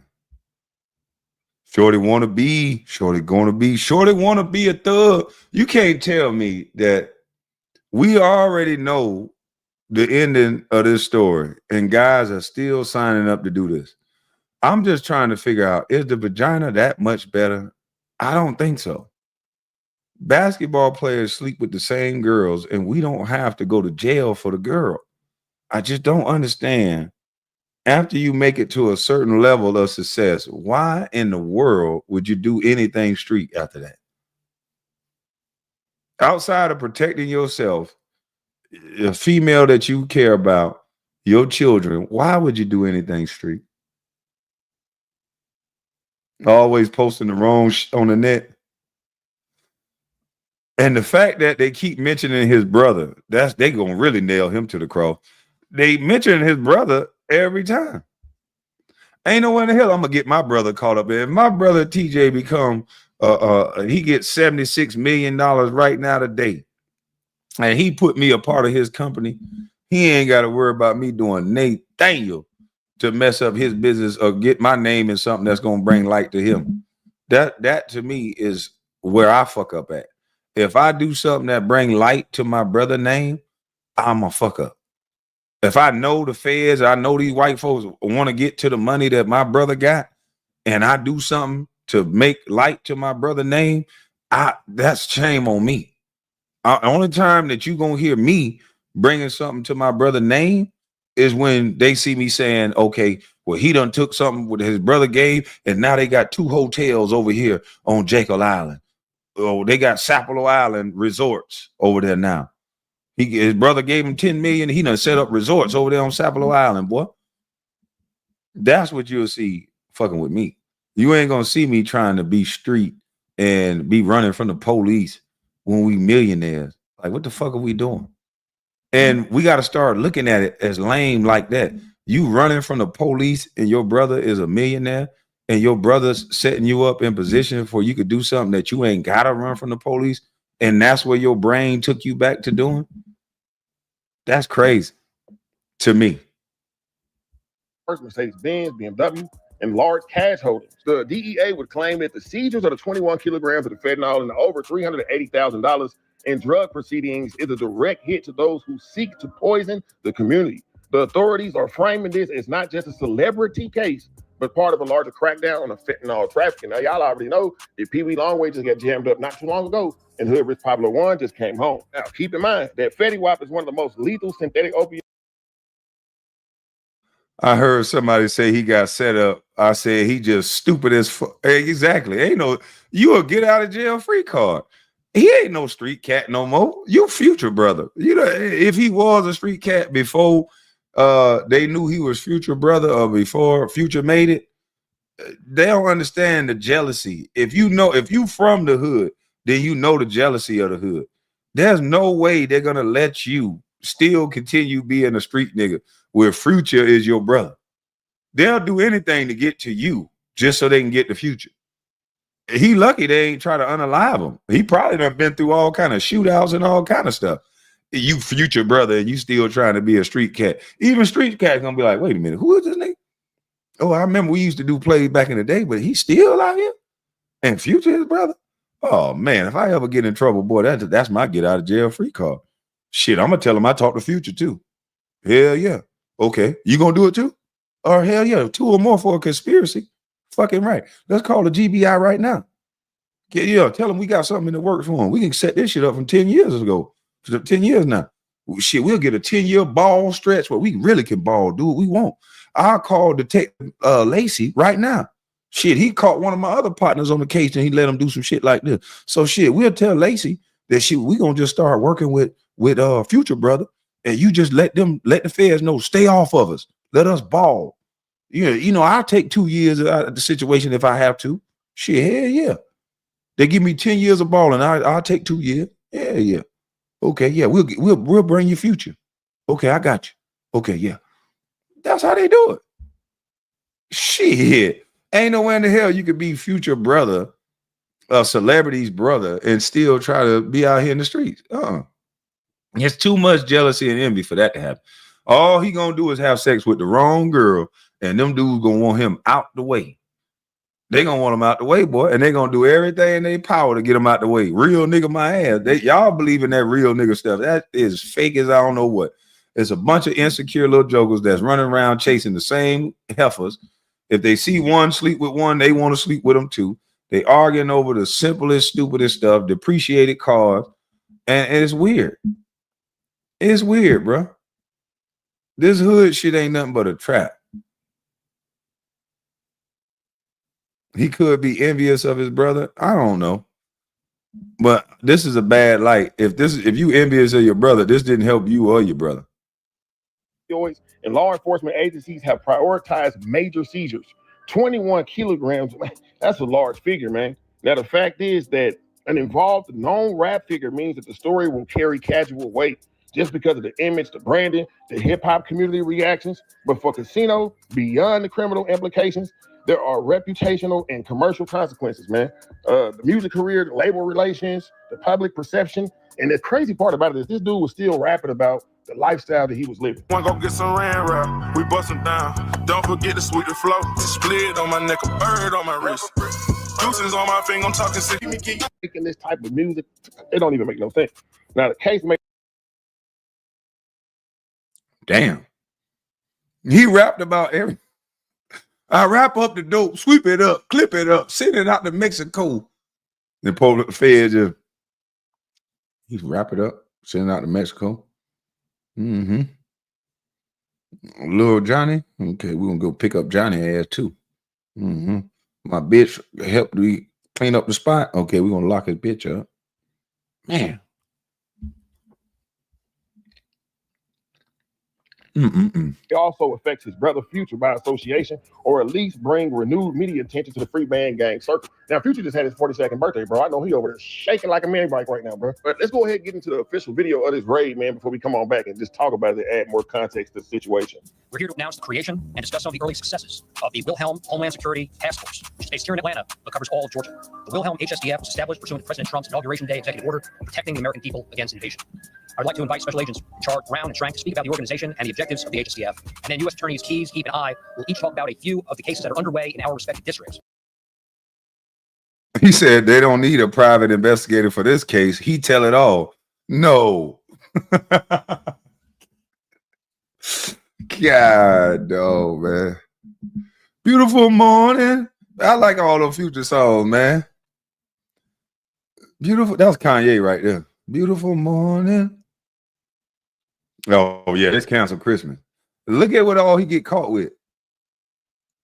They say his social media was just filled with everything he was doing. Riding around with guns in the car. I'm like, what the? If you a former street cat, you can't be showing guns and all that in the car. What are you doing? Each involving significant seizures, some of the fruits of which are displayed here in front of me.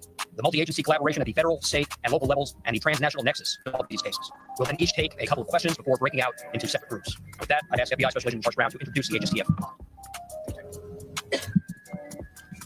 Good afternoon. Thank you for being here. I'm Paul Brown, the Special Agent in charge of the FBI's Atlanta Division.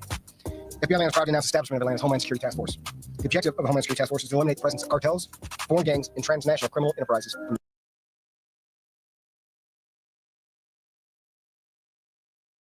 United States.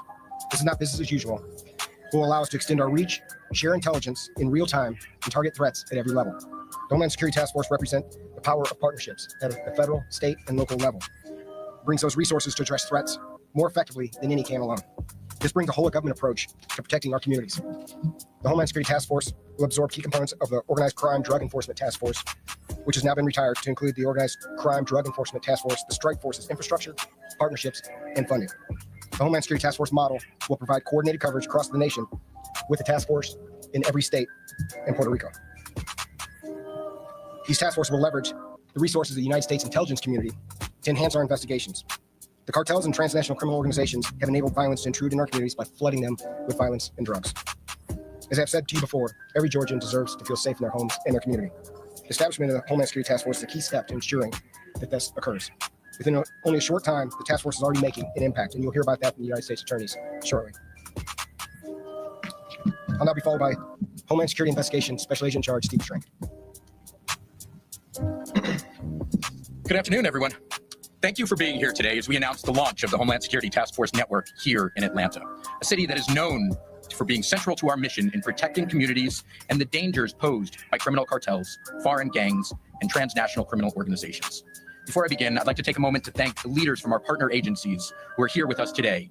FBI Special Agent in Charge, Paul Brown, DEA, Atlanta, ASAC, Mike Connolly, Clayton County Police Chief Kevin Roberts, U.S. Attorneys, Keyes, Heap, and I want to play this other one. I don't like that one with the music going. I can play the regular one, but they got a compilation with Ack and all of them right here. Everybody confused about this shit. I'm telling you, this is a confusing situation. It's just like, why? Like that's what drugs with. No, right? So that kind of seems like they're doing some drug dealing, right? 21 kilos? Wow. The feds just did a fucking sweep. Future's blood brother, FBG Casino, is now facing a federal sentence that could put his ass away for life. And this case has the entire hip-hop community shook. Behind Casino's flashy lifestyle and FBG connections, he was running a major operation that ultimately led to the feds kicking down doors with 21 kilograms of that poison and nearly $400,000 in cash.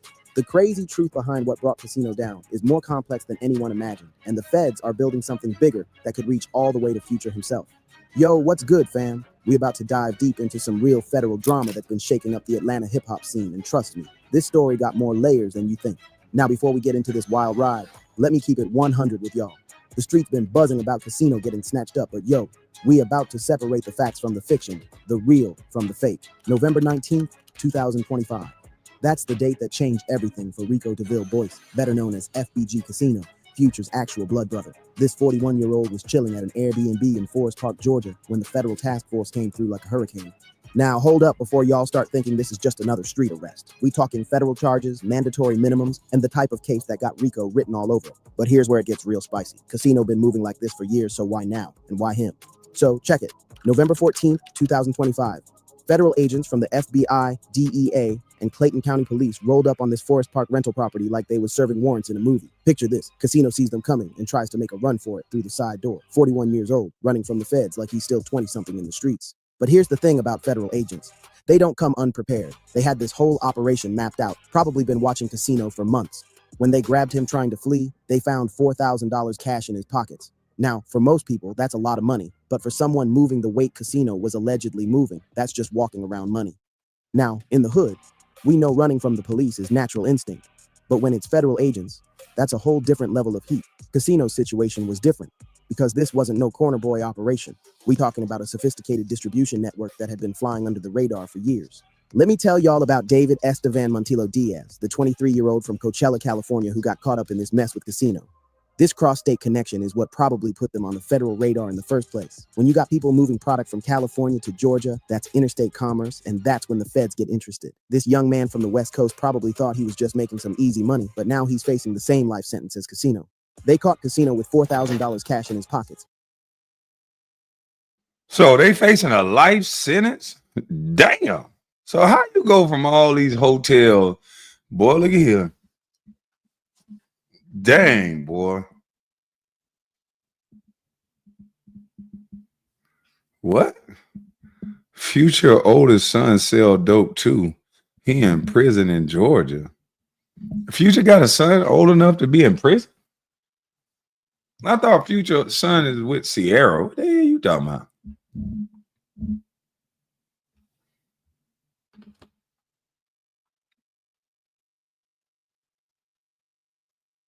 Oh, the feds did a sweep official song.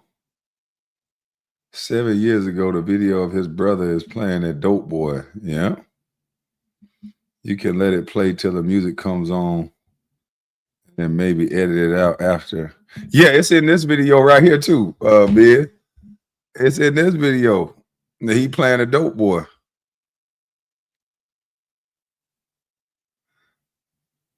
Feds got a sweep.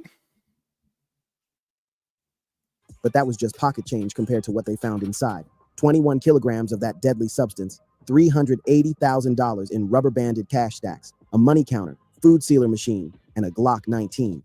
That's some organized operation right there. The Fed said they found an additional $80,000 in a designer bag that belonged to Casino. This man was living like a kingpin while his brother worth hundreds of millions. But here's what's really wild about this whole situation. Casino literally appeared in Future's music video called Feds Did a Sweep.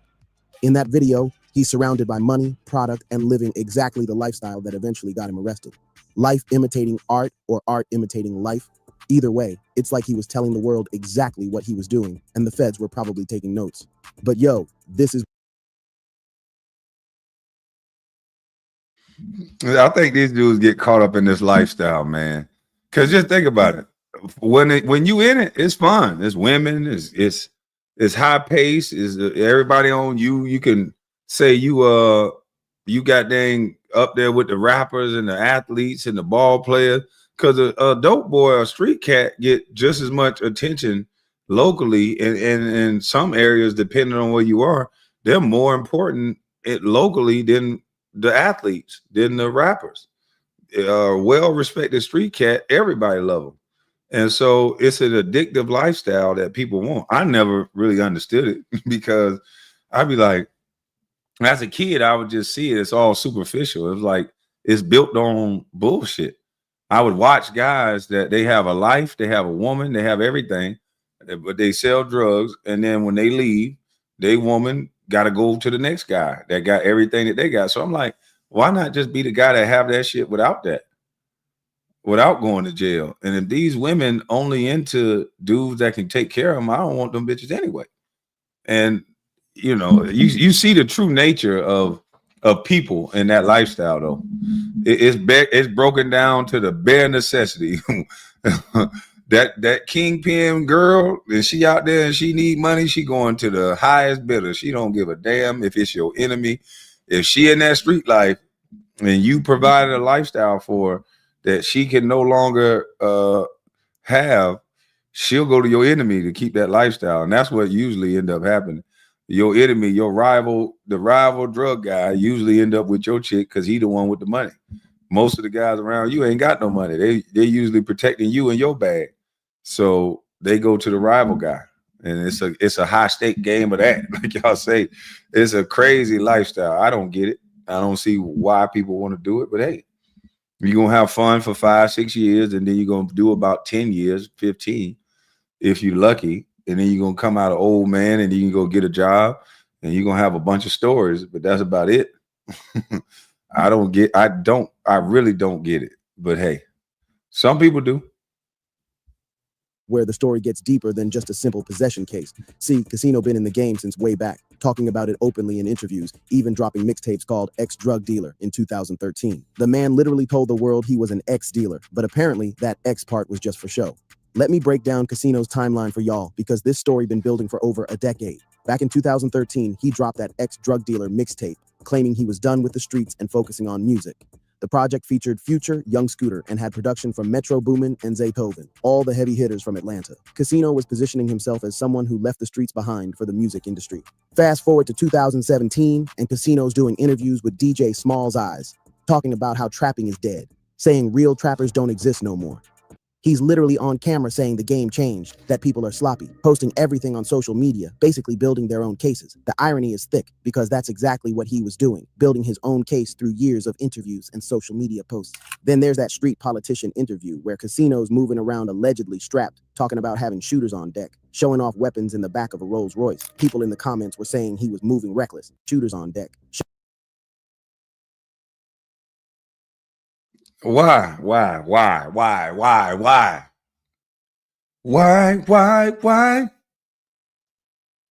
do this? Finger on the trigger too. Finger in the trigger well. Ain't nowhere in the hell I'd be this dude standing in front of this motherfucker with a gun, his finger inside the trigger well. This boy here crazy. Politician interview where Casino's moving around allegedly strapped, talking about having shooters. Look at that.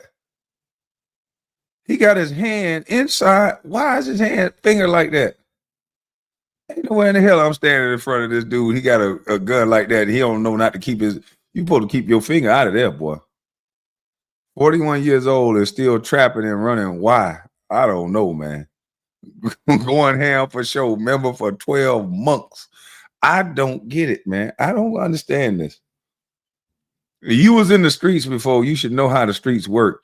You obviously probably are a convicted felon, a former convicted felon.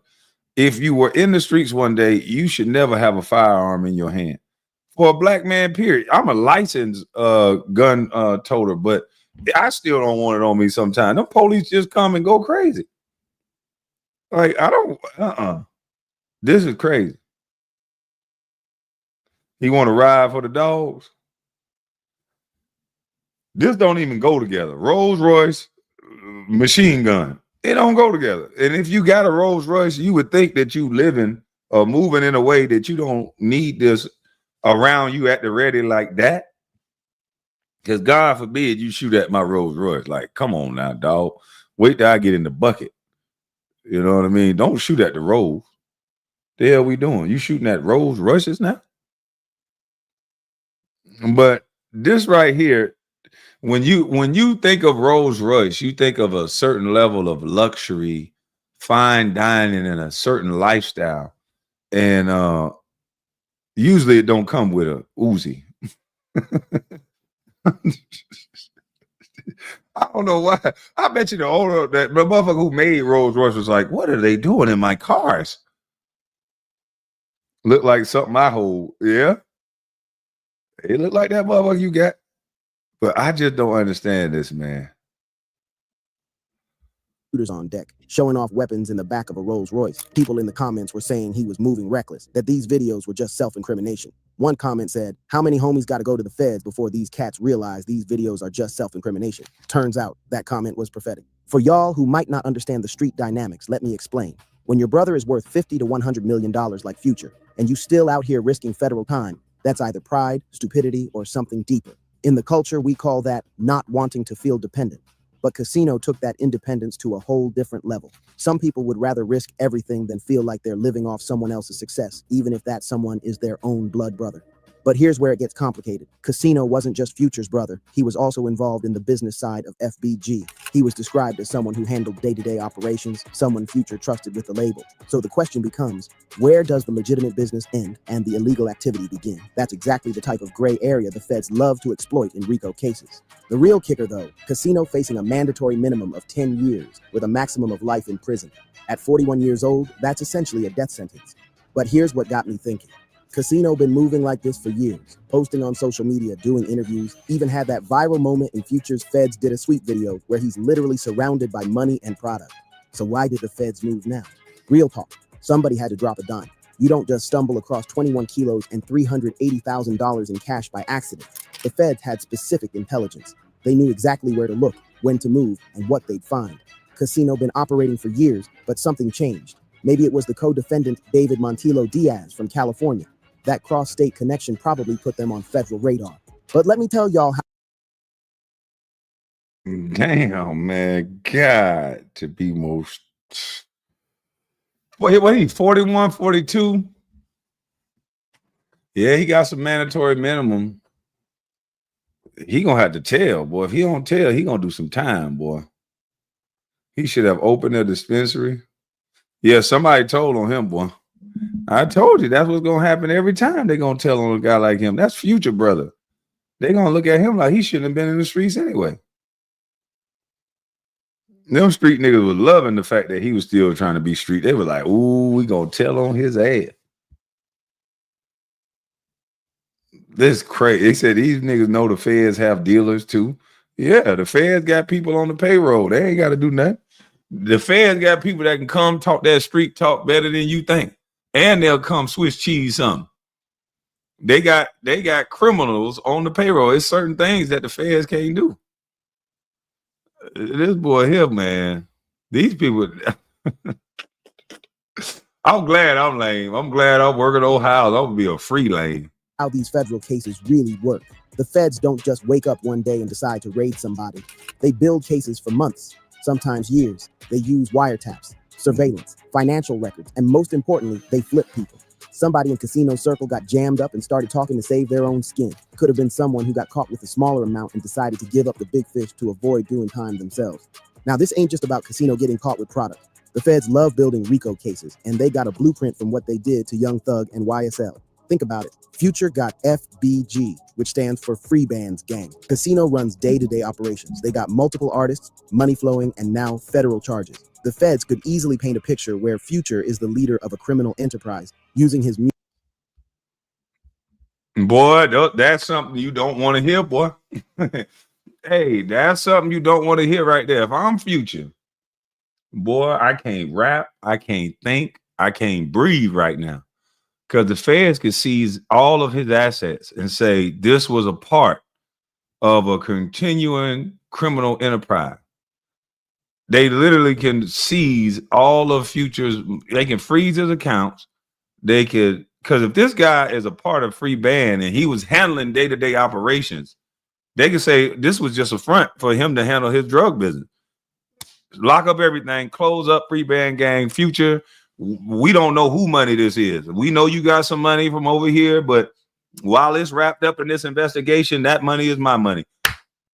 And what can you do about it? What can you do about it? That's why you got to be careful who you have next to you, bro. Future might have to sell off the rest of them damn masters. And when you have somebody around, this is a lesson to people who are actually worth something. Future is worth a lot of money. And he's worth more money if they are controlling him. Future has masters that's going to be worth millions of dollars for years to come. Now, I've heard that he sold off a portion of those masters, which I don't agree with, but that's not my business. But at the end of the day, if the feds stop this amount of money, this is how the feds can do it easily. They can go after this amount of money, and then the record company gonna be rubbing their hands like, yep, Future, you gonna come holler at me about the rest of those masters. And guess how much the rest of those masters gonna go for? They not gonna go for what they worth. When they know that you need money, they already know that Future can't sustain lawsuits, his lifestyle, and a lot of stuff without making money. Future has baby mamas. Future came on what was it, Kevin Samuels, and said that his lifestyle with his baby mamas and his women is like $3 million a year alone. So with his women and the Cartier watches that he buys for him and just being Future is $3 million a year alone just for women. So imagine what type of lifestyle could he live if he didn't have all these obligations that he had to take care of. Imagine with the obligations he got to take care of, and now he got to help his brother fight a RICO or fight these charges.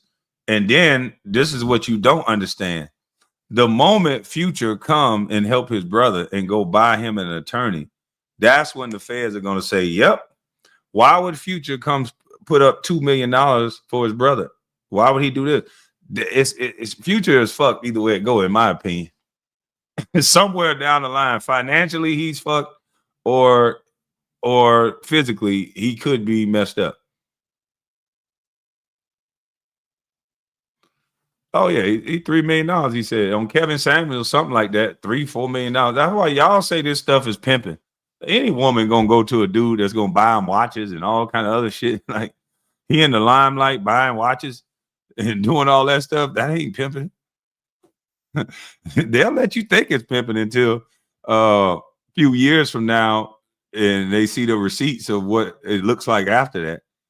And that ain't pimping. But hey, people can think what they want. I let people think what they want. But I do know this. Future could be in a world of trouble. And if I'm the feds, I'll play the long game. I know everybody panicking. I don't come show my hand now. I want to see how much Future love this lifestyle. Is he willing to give up his brother? Is he willing to tell on some more people? We saw Lil Meech. He addicted to a lifestyle. You saw what Lil Meech did. I ain't talking about those guns. I'm talking about the other guns. What other guns? You know those guns good. No, the other guns over there. He was so scared, not wanting to give up that lifestyle. He talking about free band gang. Yep, he is F. I'm telling you. All these little young kids, they got all, look at what our young people are looking up to. They looking up to guys that's in their 40s about to do long bids and get a lot of time. Our culture has been, they showing you that our culture ain't Jack Judy. Our culture has been doing nothing but getting young males arrested. Lil Durk is the voice of the streets. Lil Durk is facing more time than a clock right now, fighting them people out there in California. All of our rappers, besides now Rollo, and I keep saying Rollo because they keep talking about this snitch, non-snitch. I don't get caught up in all that. I ain't no street cat. But we talking about somebody who just got out of prison, who is now building up his entire community, showing his plans of building homes on top of storefronts so they can work downstairs and things of that nature. How come people are not highlighting the good that people do? Why is society so caught up in trying to defame or take away from a person? If you black, you got to be perfect. You bet not be no snitch. You bet not be this. You bet not be that. They'll throw the whole baby away with the bathwater. Whether you think Rollo is snitching or not, do you think a black man should be building his community and protecting the women and children in the community? Did you not see the recording that he had going on the other day? The man walked to the corner. There's dudes flanking him on each side with weapons, making sure he's safe. There's people on the roof. There's people making sure that they handle that community. I don't understand it.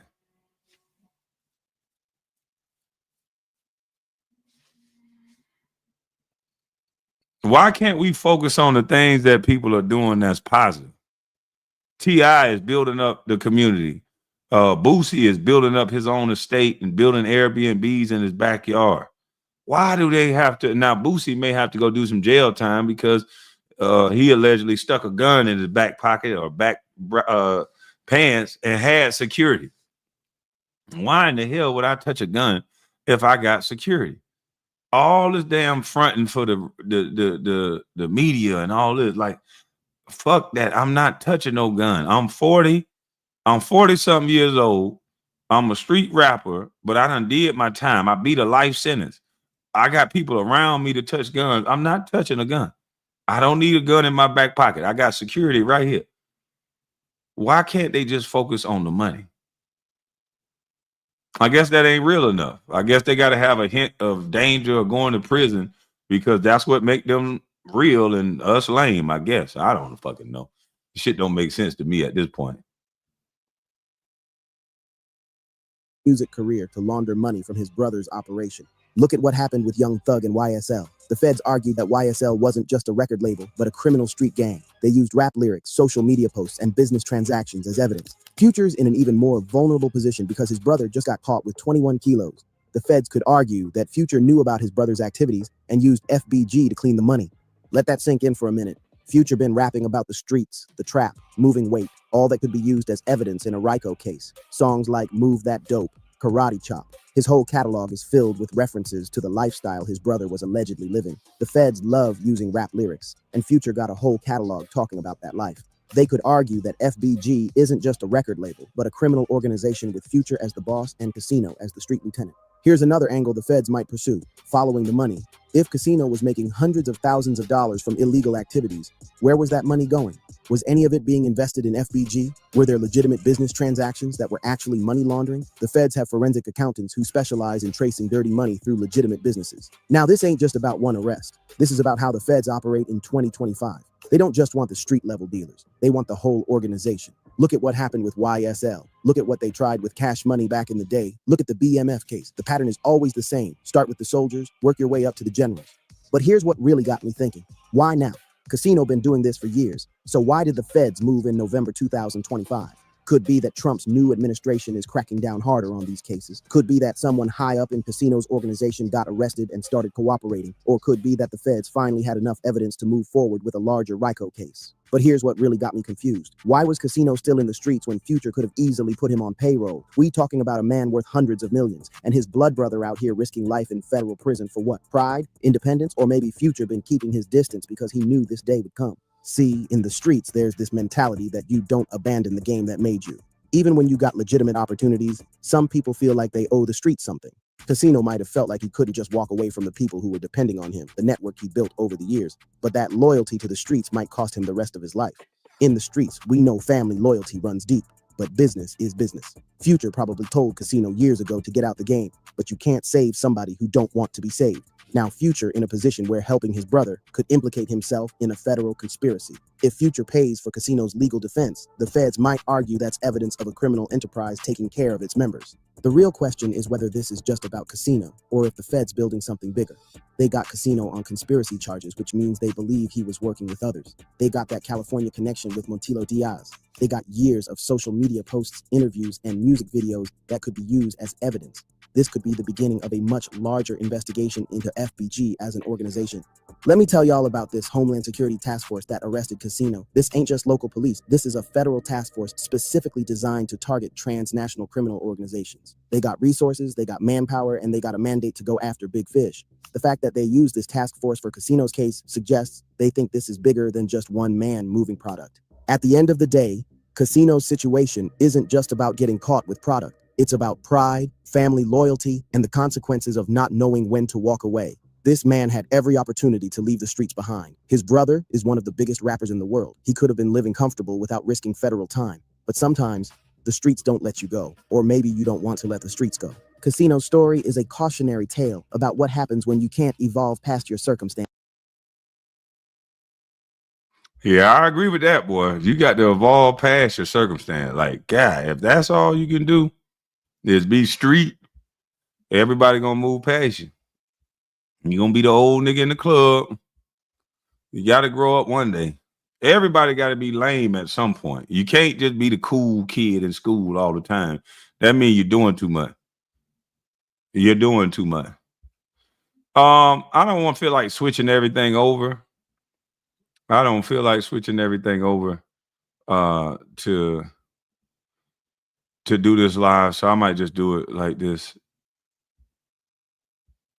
Just go over it like this. But LeBron is passing the ball a lot. I think he shot too much in this game. So many people make similar videos and commentary that giving out the game, Kwame, just like you. It's like them young bros and men want this stuff because it's too much knowledge out here to not know you will go down the worst way. And one day we'll talk. Yeah, I got people that I know that I care about doing this stupidity. Appreciate you, Lee. But they addicted to the lifestyle.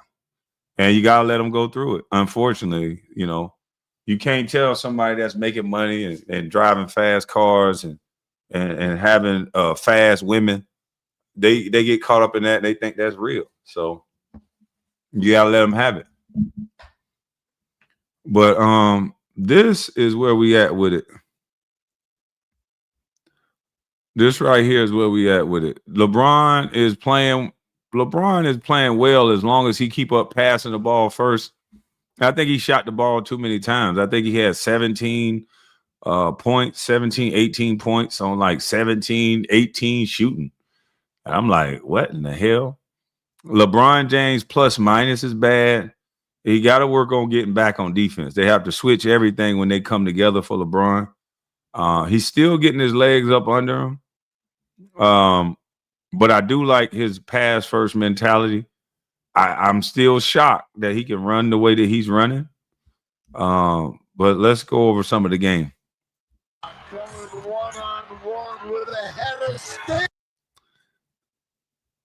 Now that's impressive. 41 years old, has been out with the sciatic nerve, and he can come back second game, getting out in the open court, dunking the ball like this. LeBron is from an athleticism standpoint, I ain't never seen nothing like it.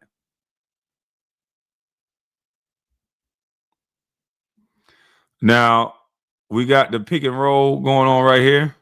Now I don't know what happened to Aiden in this game. I don't know if Aiden was out. I don't know what happened with Aiden, but he didn't play much. But I don't like this pick and roll. Aiden should be up. Aiden should be closer to the guy. This is stupid to me. If you're gonna be anywhere, have your hand on the guy's hip so you can jump out on this pick and roll. But they don't do that. Aiden is standing in the paint. Like, what do you expect Austin Reeves to do in this situation?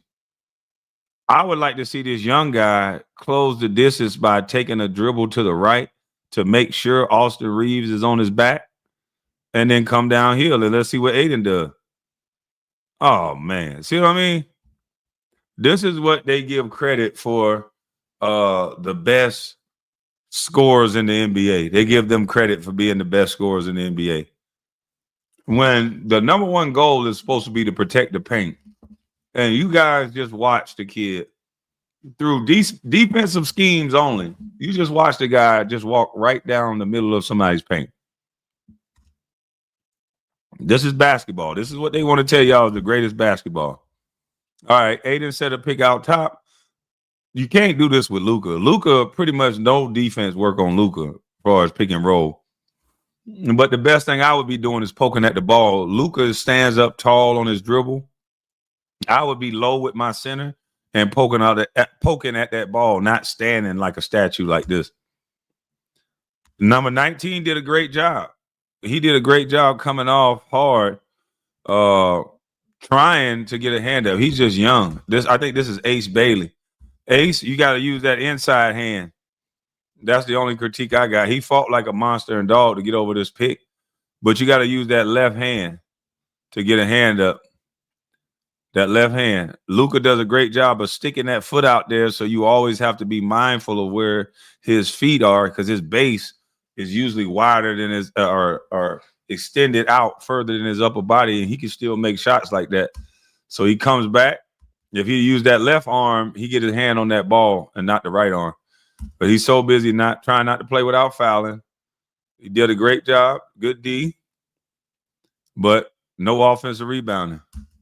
You let Austin Reeves rebound the ball amongst 7-footers. Aiden hurt his ankle or hurt his knee.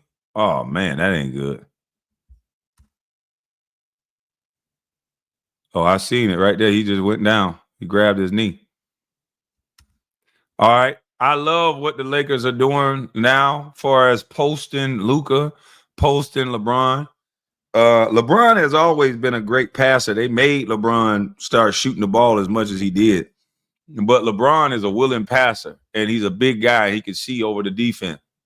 And Luka is the same way. Luka is one of the best passers I done seen in the game. As far as a scorer that can pass like this, I don't see a pass that Luka can't make.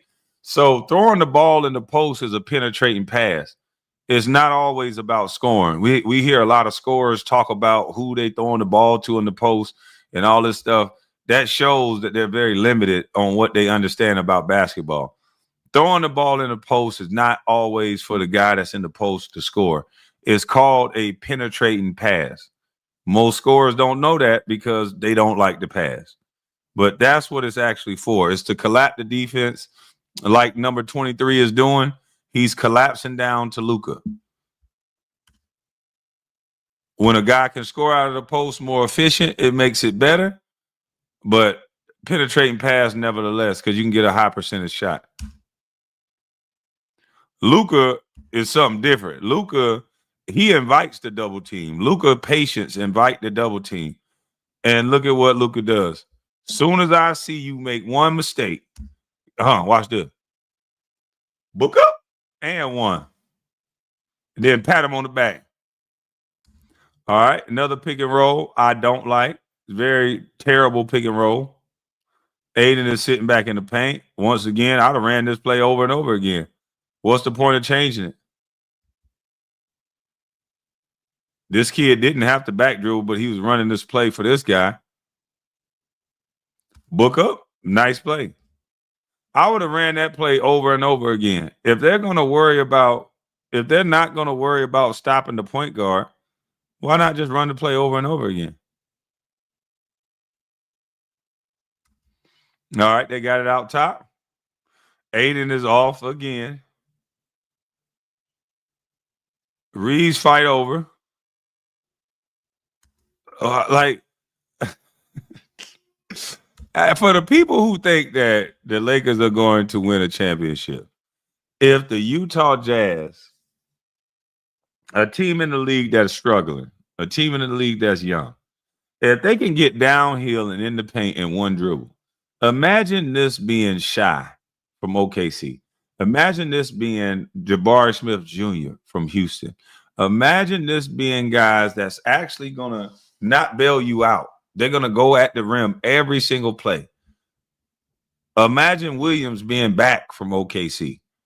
And this is the way that you handle and negotiate the pick and roll. If they don't figure out a better way to play defense than this, the Lakers will get stampeded. Don't get confused that every other week they seem to be playing Utah and some other losing team. Don't let that fool you.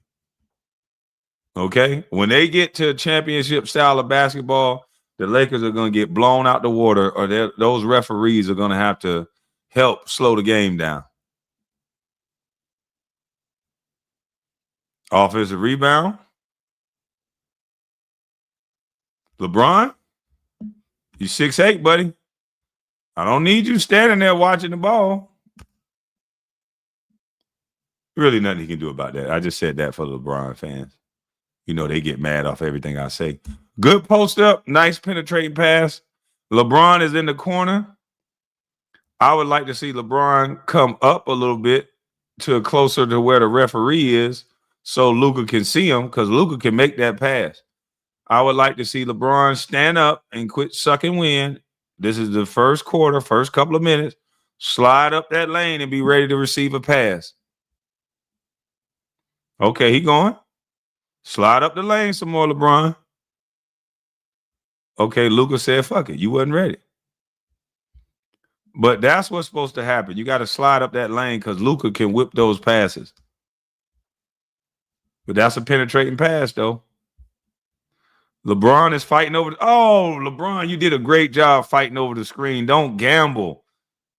No, LeBron. No. I know you're the 23-year going strong king. Who am I to say something about real basketball? LeBron got this guy under control, surprisingly. But maybe he got tired because he decided to gamble, which put him out of position, which put Aiden out of position, which gives up a wide open shot because LeBron James decided to take a gamble. I know they don't show that on SportsCenter, but you're gonna see it on my film session. We don't baby nobody over here. Like it, love it, or leave it. I know they're gonna get into how I played. That's cool. But that still doesn't negate the fact that LeBron gambled on this play. He gambled on this play. Aiden did the right thing, stepping up. Luka, at least give a stunt. Luka, give a stunt like you do got shooter right there. But don't stand here, Luka. Don't just fling your arm out.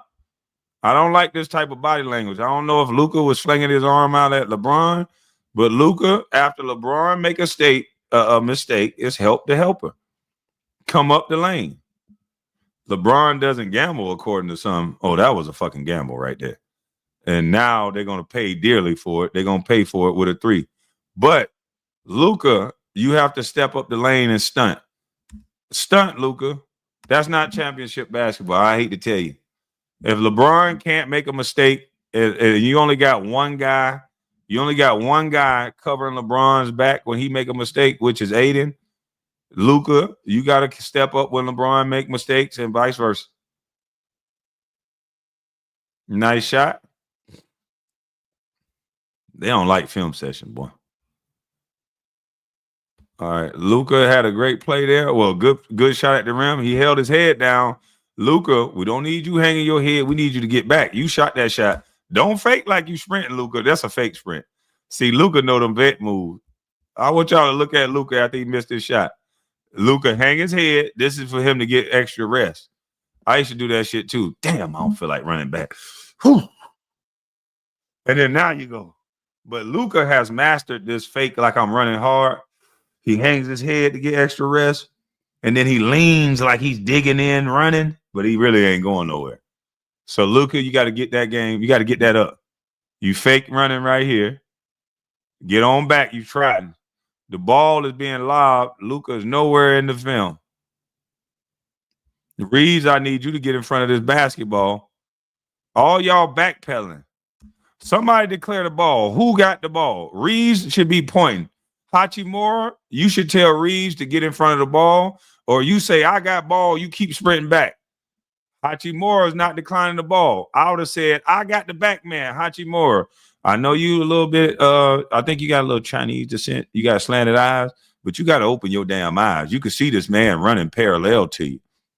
This man is right here. You just so laser focused on the ball, you can't see Ace Bailey getting behind you. So this is Hachimura. Hachimura, watch Ace Bailey, and you tell Reeves to keep running hard. You're not going to be able to do nothing about that besides get on the poster. All right, pick coming. Let's see if they switch it. They switch it. That's what they wanted. They want a young fella on Luka. They got the bottom man low, ready to 2-9. They got Marcus Smart in the game. All right, they got young fella on him. They swing it all the way. Your help is back middle. Oh, they got the old man in the game, Kevin Love.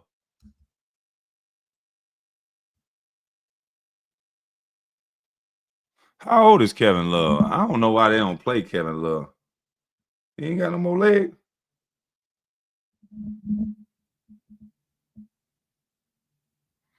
Come on, fellas. Marcus Smart, the only one talking. All right, so where's your help?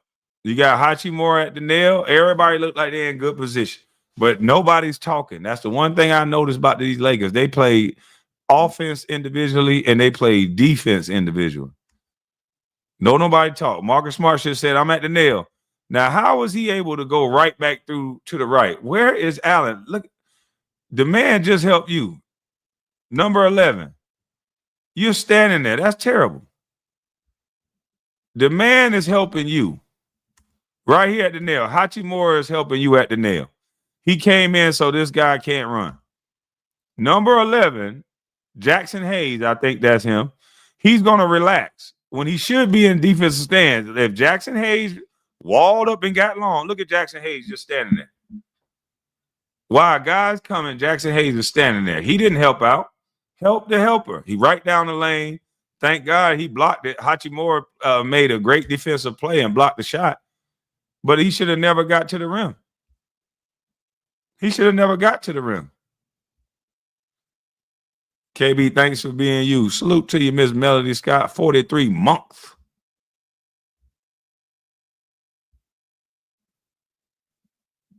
Just saying, been on good behavior.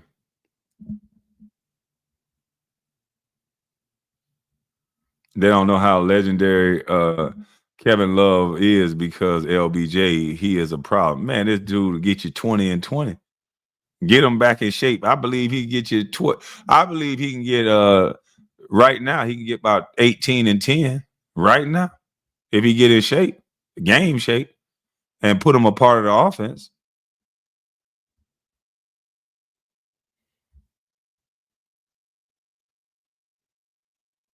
Boy, this hillbilly white boy, hey, this hillbilly playing white boy don't play. He get his body into you. He know angles. He got that Euro. Austin Reed take his time, boy. He gonna get to the money. Austin Reed trying to get paid. Why Kevin Love is not a top 75? I don't know. His game got changed when he went and played with LeBron. The numbers that he was getting when he was in control of the teams, he would have been in the top 75 easy. Right now, I don't think he's playing because they got so many young guys. He play a little bit, but they got so many young guys on his team. I'd rather play the young guys than the old man. We ain't winning. So why not play the old guy? Oh, my God. You can't let this happen. See, this is why you cannot ever drop and plug. This play right here, this is it for me. This is the last one I'm going to do. This is why you never drop and plug. This is why I hate this fucking defense. This is why I hate this defense. If a guy got enough room to go behind his back, there's no way. I'm taking out the starting. I'm taking out everybody on this court just because of these two players. This is soft.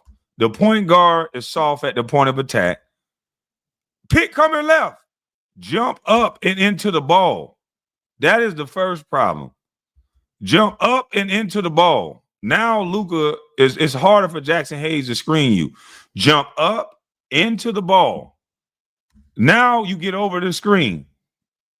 This guy is able to throw it behind his back. This is not even bad because the big is up. The big is up high enough. He's attached to his guy. He's out early. He's doing his work early. This is all a guard. If the big is up right here to stop this, there's no way your guard should be this far off where this guy got enough time to throw it behind his back and this guard don't get a hand on this ball. These guys in this lane, this number 5 should be up. Where are you at, number 11, whatever your name is? You let Luka jump right by you. That's sad. And one basketball.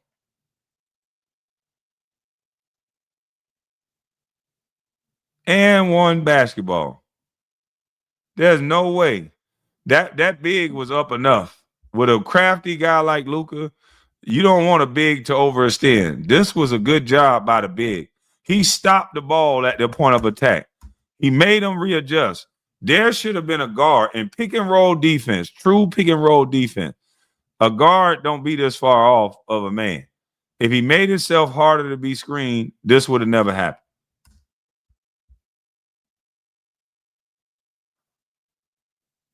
Look at that. That's a shame. This Negro don't review any other games except the Lakers. I wonder why. That's cap. I just reviewed the Pelicans game. Go back and look at it too. Now that you know that you're wrong, I'm going to give you a little timeout. Now go get the timeout to go review the game that I did of the young fella for the Pelicans. Don't come over here talking shit if you don't know what you're talking about, clown. I literally just did a Pelicans game where the young fella had 30 points. So go look at that game. Thank you for all your help.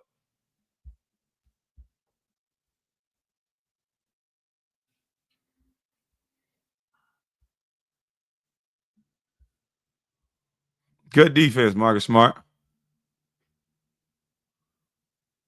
Better offense. These niggas don't never go over to Stephen A. They don't never go over to Gil's Arena. They don't never, hey, y'all glazing LeBron again this morning. I wonder why.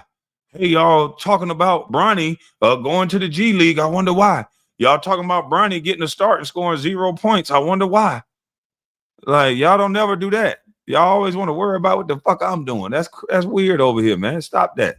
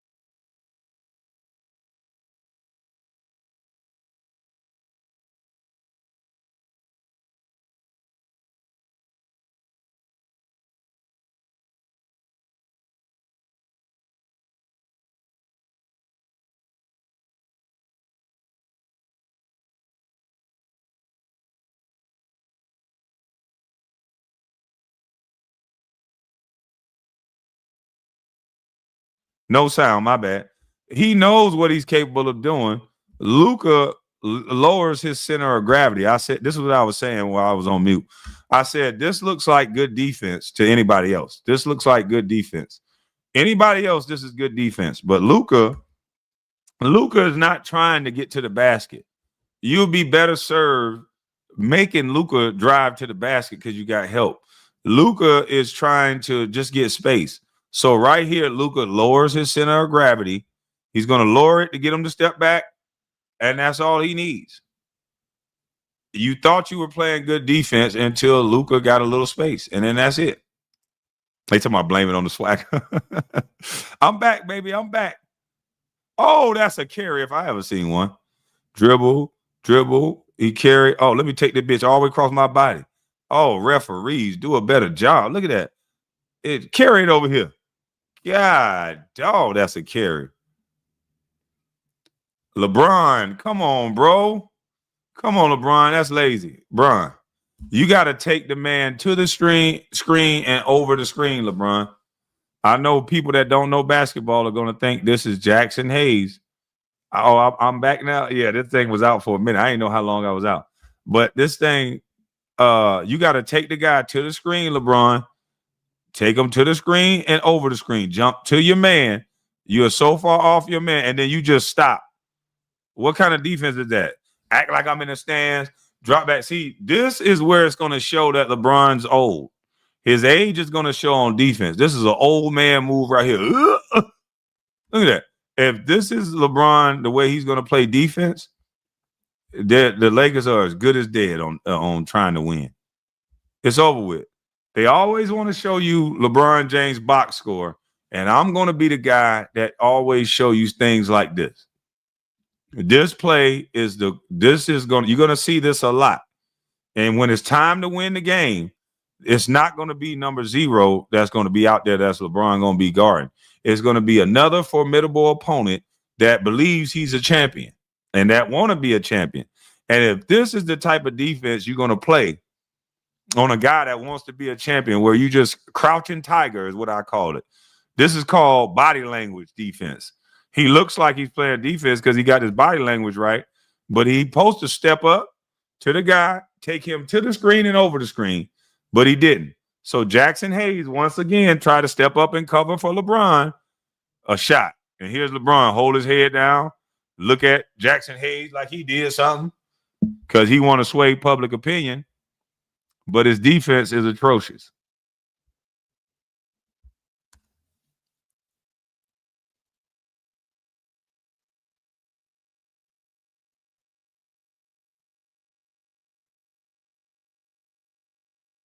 Austin Reeves fighting like a monster and dog. You know something ain't right when your point guard is tangled up with bigs fighting like a monster and a dog, and your 6'10" guy ain't tangled up with nobody. Good fight, Austin Reeves.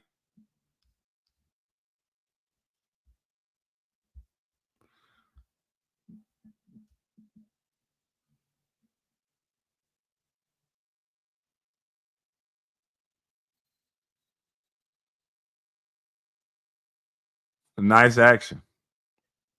Nice pass, nice action right there. All right, Reeves, let's see if he get up into the ball. There's a screen coming. They down in it. He's still not up and into the ball. But he's that junkyard dog, white boy, found a way to get over it. Oh, Aiden. See, this is why I don't, man. God, I should come back as a point guard in this generation. I can just be young and be a guard in this generation. Lord have mercy. Where bigs are just going to be in no man's land. Where you tell Aiden that he has to guard a guy that's a stretch five that can shoot threes. So, and he has a patient guard that's just lulling him to sleep. He's trying to get back to number 30, who's a shooter. So he don't know what to do. He like, oh, shit, I think he under control. Let me go back to my man. Oh, fuck.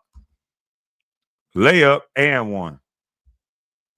Now, most people will blame this on Aiden. You dare critique Labalco? Oh, Lord. Y'all crazy.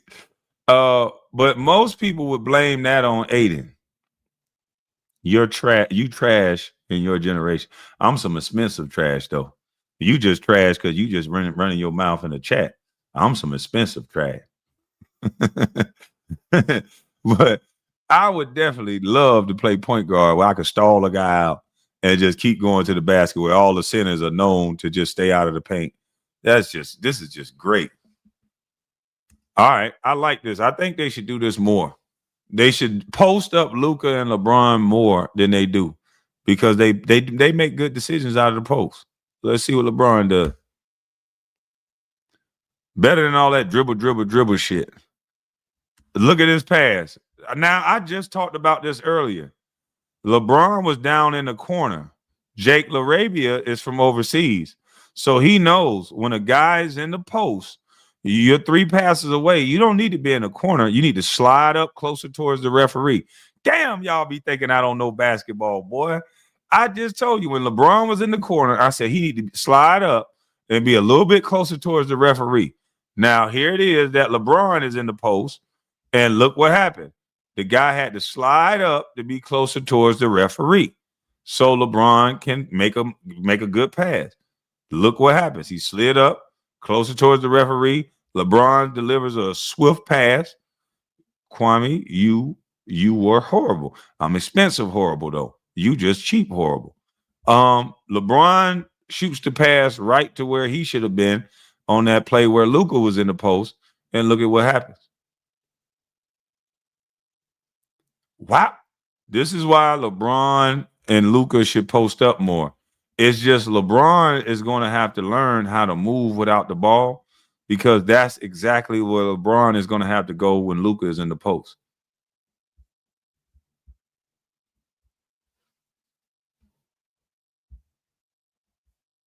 All right, I like it. LeBron, start backing down. Get into your old man bag. You old. Start going by. Okay. All right, you old. Nice pass. Nice cut. See, when LeBron and Luka is in the post, LeBron didn't score out of the post. For all the people that think that throwing the ball in the post means you got to score, it doesn't. It's a penetrating pass. It makes attention. You're closer to the basket, so you're going to draw attention from most people. Guys can get their cuts, their split cuts off a guy going into the post.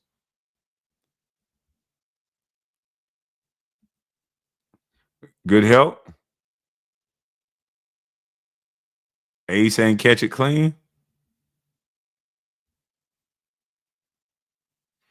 Come on, Bron. Bron. Everybody else did their job. All right, I want y'all to look at how one person not doing their job can mess up everything. One person not doing their job can mess up everything. All right, Ace dribbles down. What happens when Ace dribbles down is second nature. It's not even a thought. Because Aiden is a good defender. Aiden goes right away and he does his job.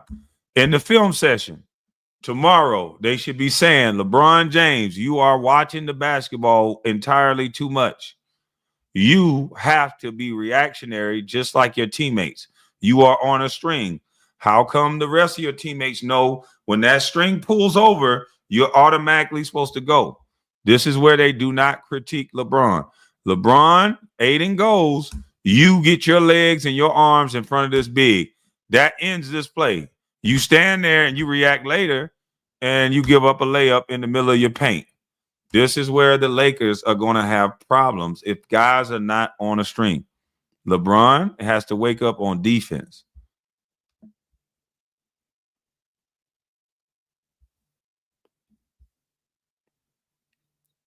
Wow. Just Ole.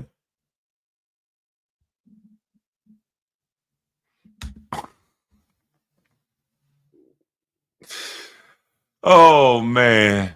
Oh, man. LeBron, you didn't go down the court. I know Luka and them got to be talking about this shit in the locker room. Like, come on, dog. So it's 1, 2, 3, 4, 5. It's 5 on 3. 5 on 3 on this end of the court. They get a layup. Oh, they miss a layup. This kid misses a layup, 5 on 3. Ace Bailey, all them open. So they got bailed out. LeBron didn't cross half court. And Luka throws in the ball. This is LeBron James. Has nothing to do with defense, but he took that nice too.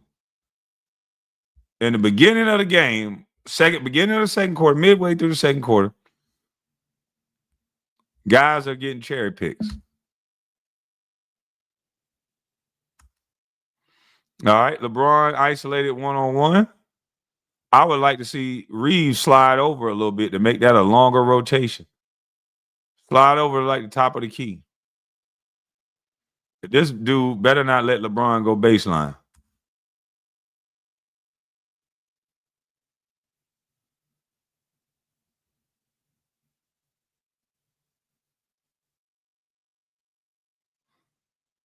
What is this with these young cats? That's a good move for LeBron. What is this with these young cats standing so straight up and not getting, like, how are they easily backing these guys down? I don't understand this.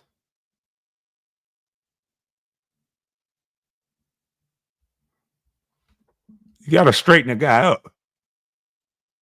Okay, LeBron get the rebound. 41, like a locomotive. This is what he does. All right, but he ain't getting that lift like he once did. LeBron is still running good, but right here at the last second, this was a bit of dunk back in the day. Oh, yeah, that leg went kind of straight.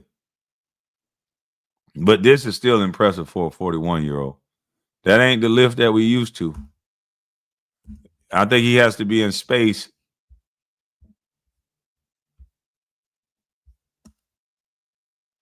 But I would have took a foul right there. I'm not letting a 41-year-old. This is the 41-year-old, right? This is what I don't understand about today's NBA. You got to make him feel this. Ace Bailey, you a young man. You shouldn't get out the way of LeBron. He got the nerve to be 41 playing basketball or 40. You make him pay. Don't let him do that. You come around and you foul him. And you make him earn it at the free throw line. That is soft as I don't know what. Somebody told Ace Bailey to play without fouling. You said it was a travel? Let's see. We got to determine whether it's a travel or not. Let's see. He picked up his drill right here. Okay, so 1, 2. How's that a travel? Yeah, he pick up his dribble to back here. One, he's dribbling still.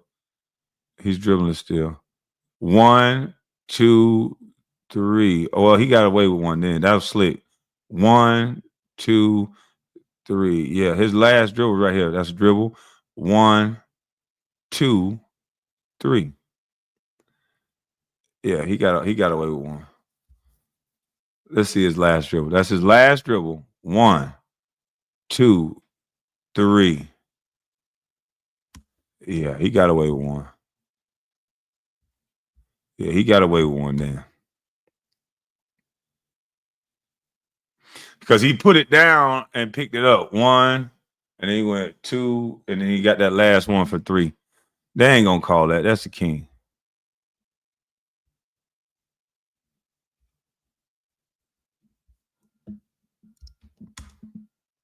Oh, Reeves just popped that here. Hey, Reeves slick. Reeves using them vet move. It wasn't no screen.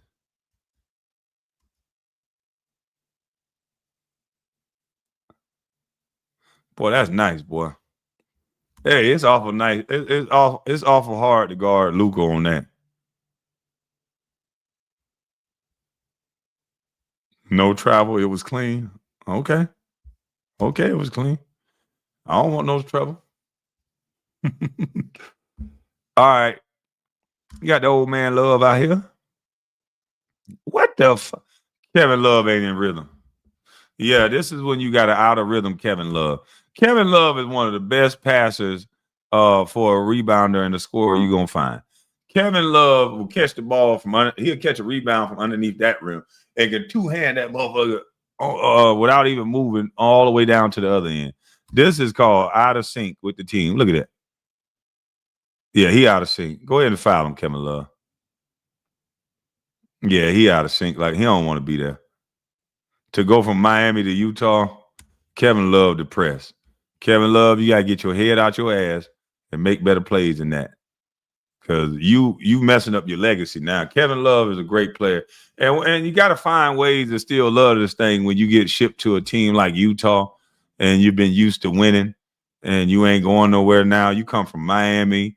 You went from Cleveland with LeBron, and now you're on a young team like Utah where it ain't going to be no winning going on. Sometimes that light can go out your eye, boy. This is a tough situation for a veteran. Hopefully Kevin Love can get traded at the trade deadline because I know Utah don't really want him and he don't really want to be there. So before you have a disgruntled veteran, you need to get him up out of here.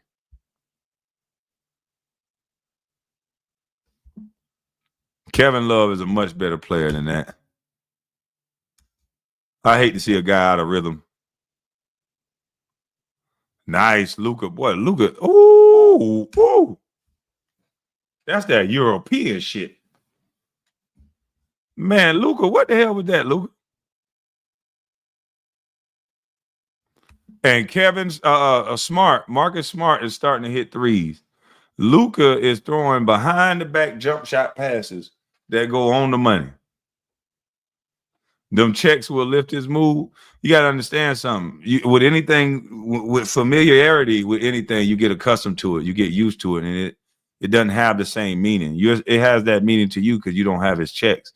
He's been getting those type of checks for years now. So it ain't just about a check for him. So that light go out your eye. This man is in his 30s now, I think. He's got to be close to 30 or in his 30s. That light will go out his eye quick. He don't want to be here. Oh, the free throws bailed him out? Oh, I know. We can't say that, though. We can't say the free throws bailed him out again. And this kid bailed him out, too, because he had an off night. He shot 1,000 shots and really wasn't making a lot.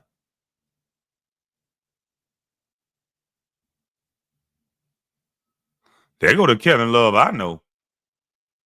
The Kevin Love, I know, you get him in a rhythm and you ain't got to run no plays for him.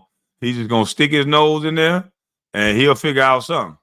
If you do run plays for him, he'll figure out 20 and 10, 25 and 10. If you run no plays for him, he'll figure out 15, 18 and 10.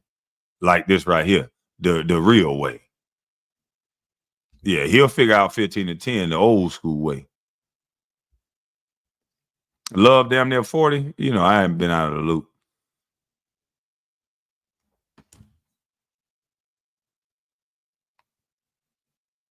Nice. But why in the hell would you let him go baseline?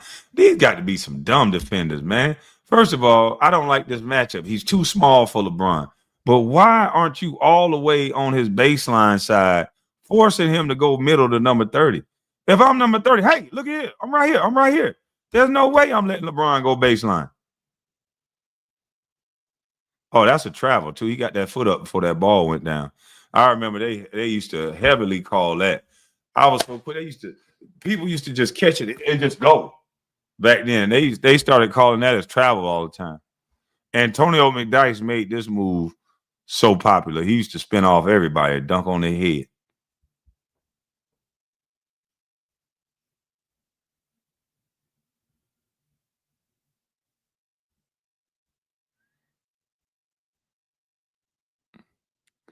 Oh man, y'all can't be bragging about beating this team, man. Man, y'all can't be bragging about beating this team. This team is terrible. This is the worst defensive team I've seen in so long. Hey, this team is terrible on defense. I'm sorry to tell y'all. You can't brag about this team at all. This team is horrible. Hot garbage, that French garbage. But yeah, man, I think that's my time. I have one more video for y'all, but I'm gonna show it later. That's my time. I gotta make something move. Y'all have a blessed day, and I will be back at y'all, man. I had a great time. We done been almost 3 hours. I appreciate everybody who super chatted. The Lakers are in trouble to me, if you ask me, if that's the way they're gonna play defense. But I will be back. Y'all have a blessed day. You the man, Kwame. Thank you. Y'all have a blessed day. I'll be back. I'm finna go oil up these dreads, man. You know what I'm saying? Just got these things twisted. Finna oil these things up and have me a beautiful day. Y'all have a beautiful day too. I'm up out of this thing. I'm gone.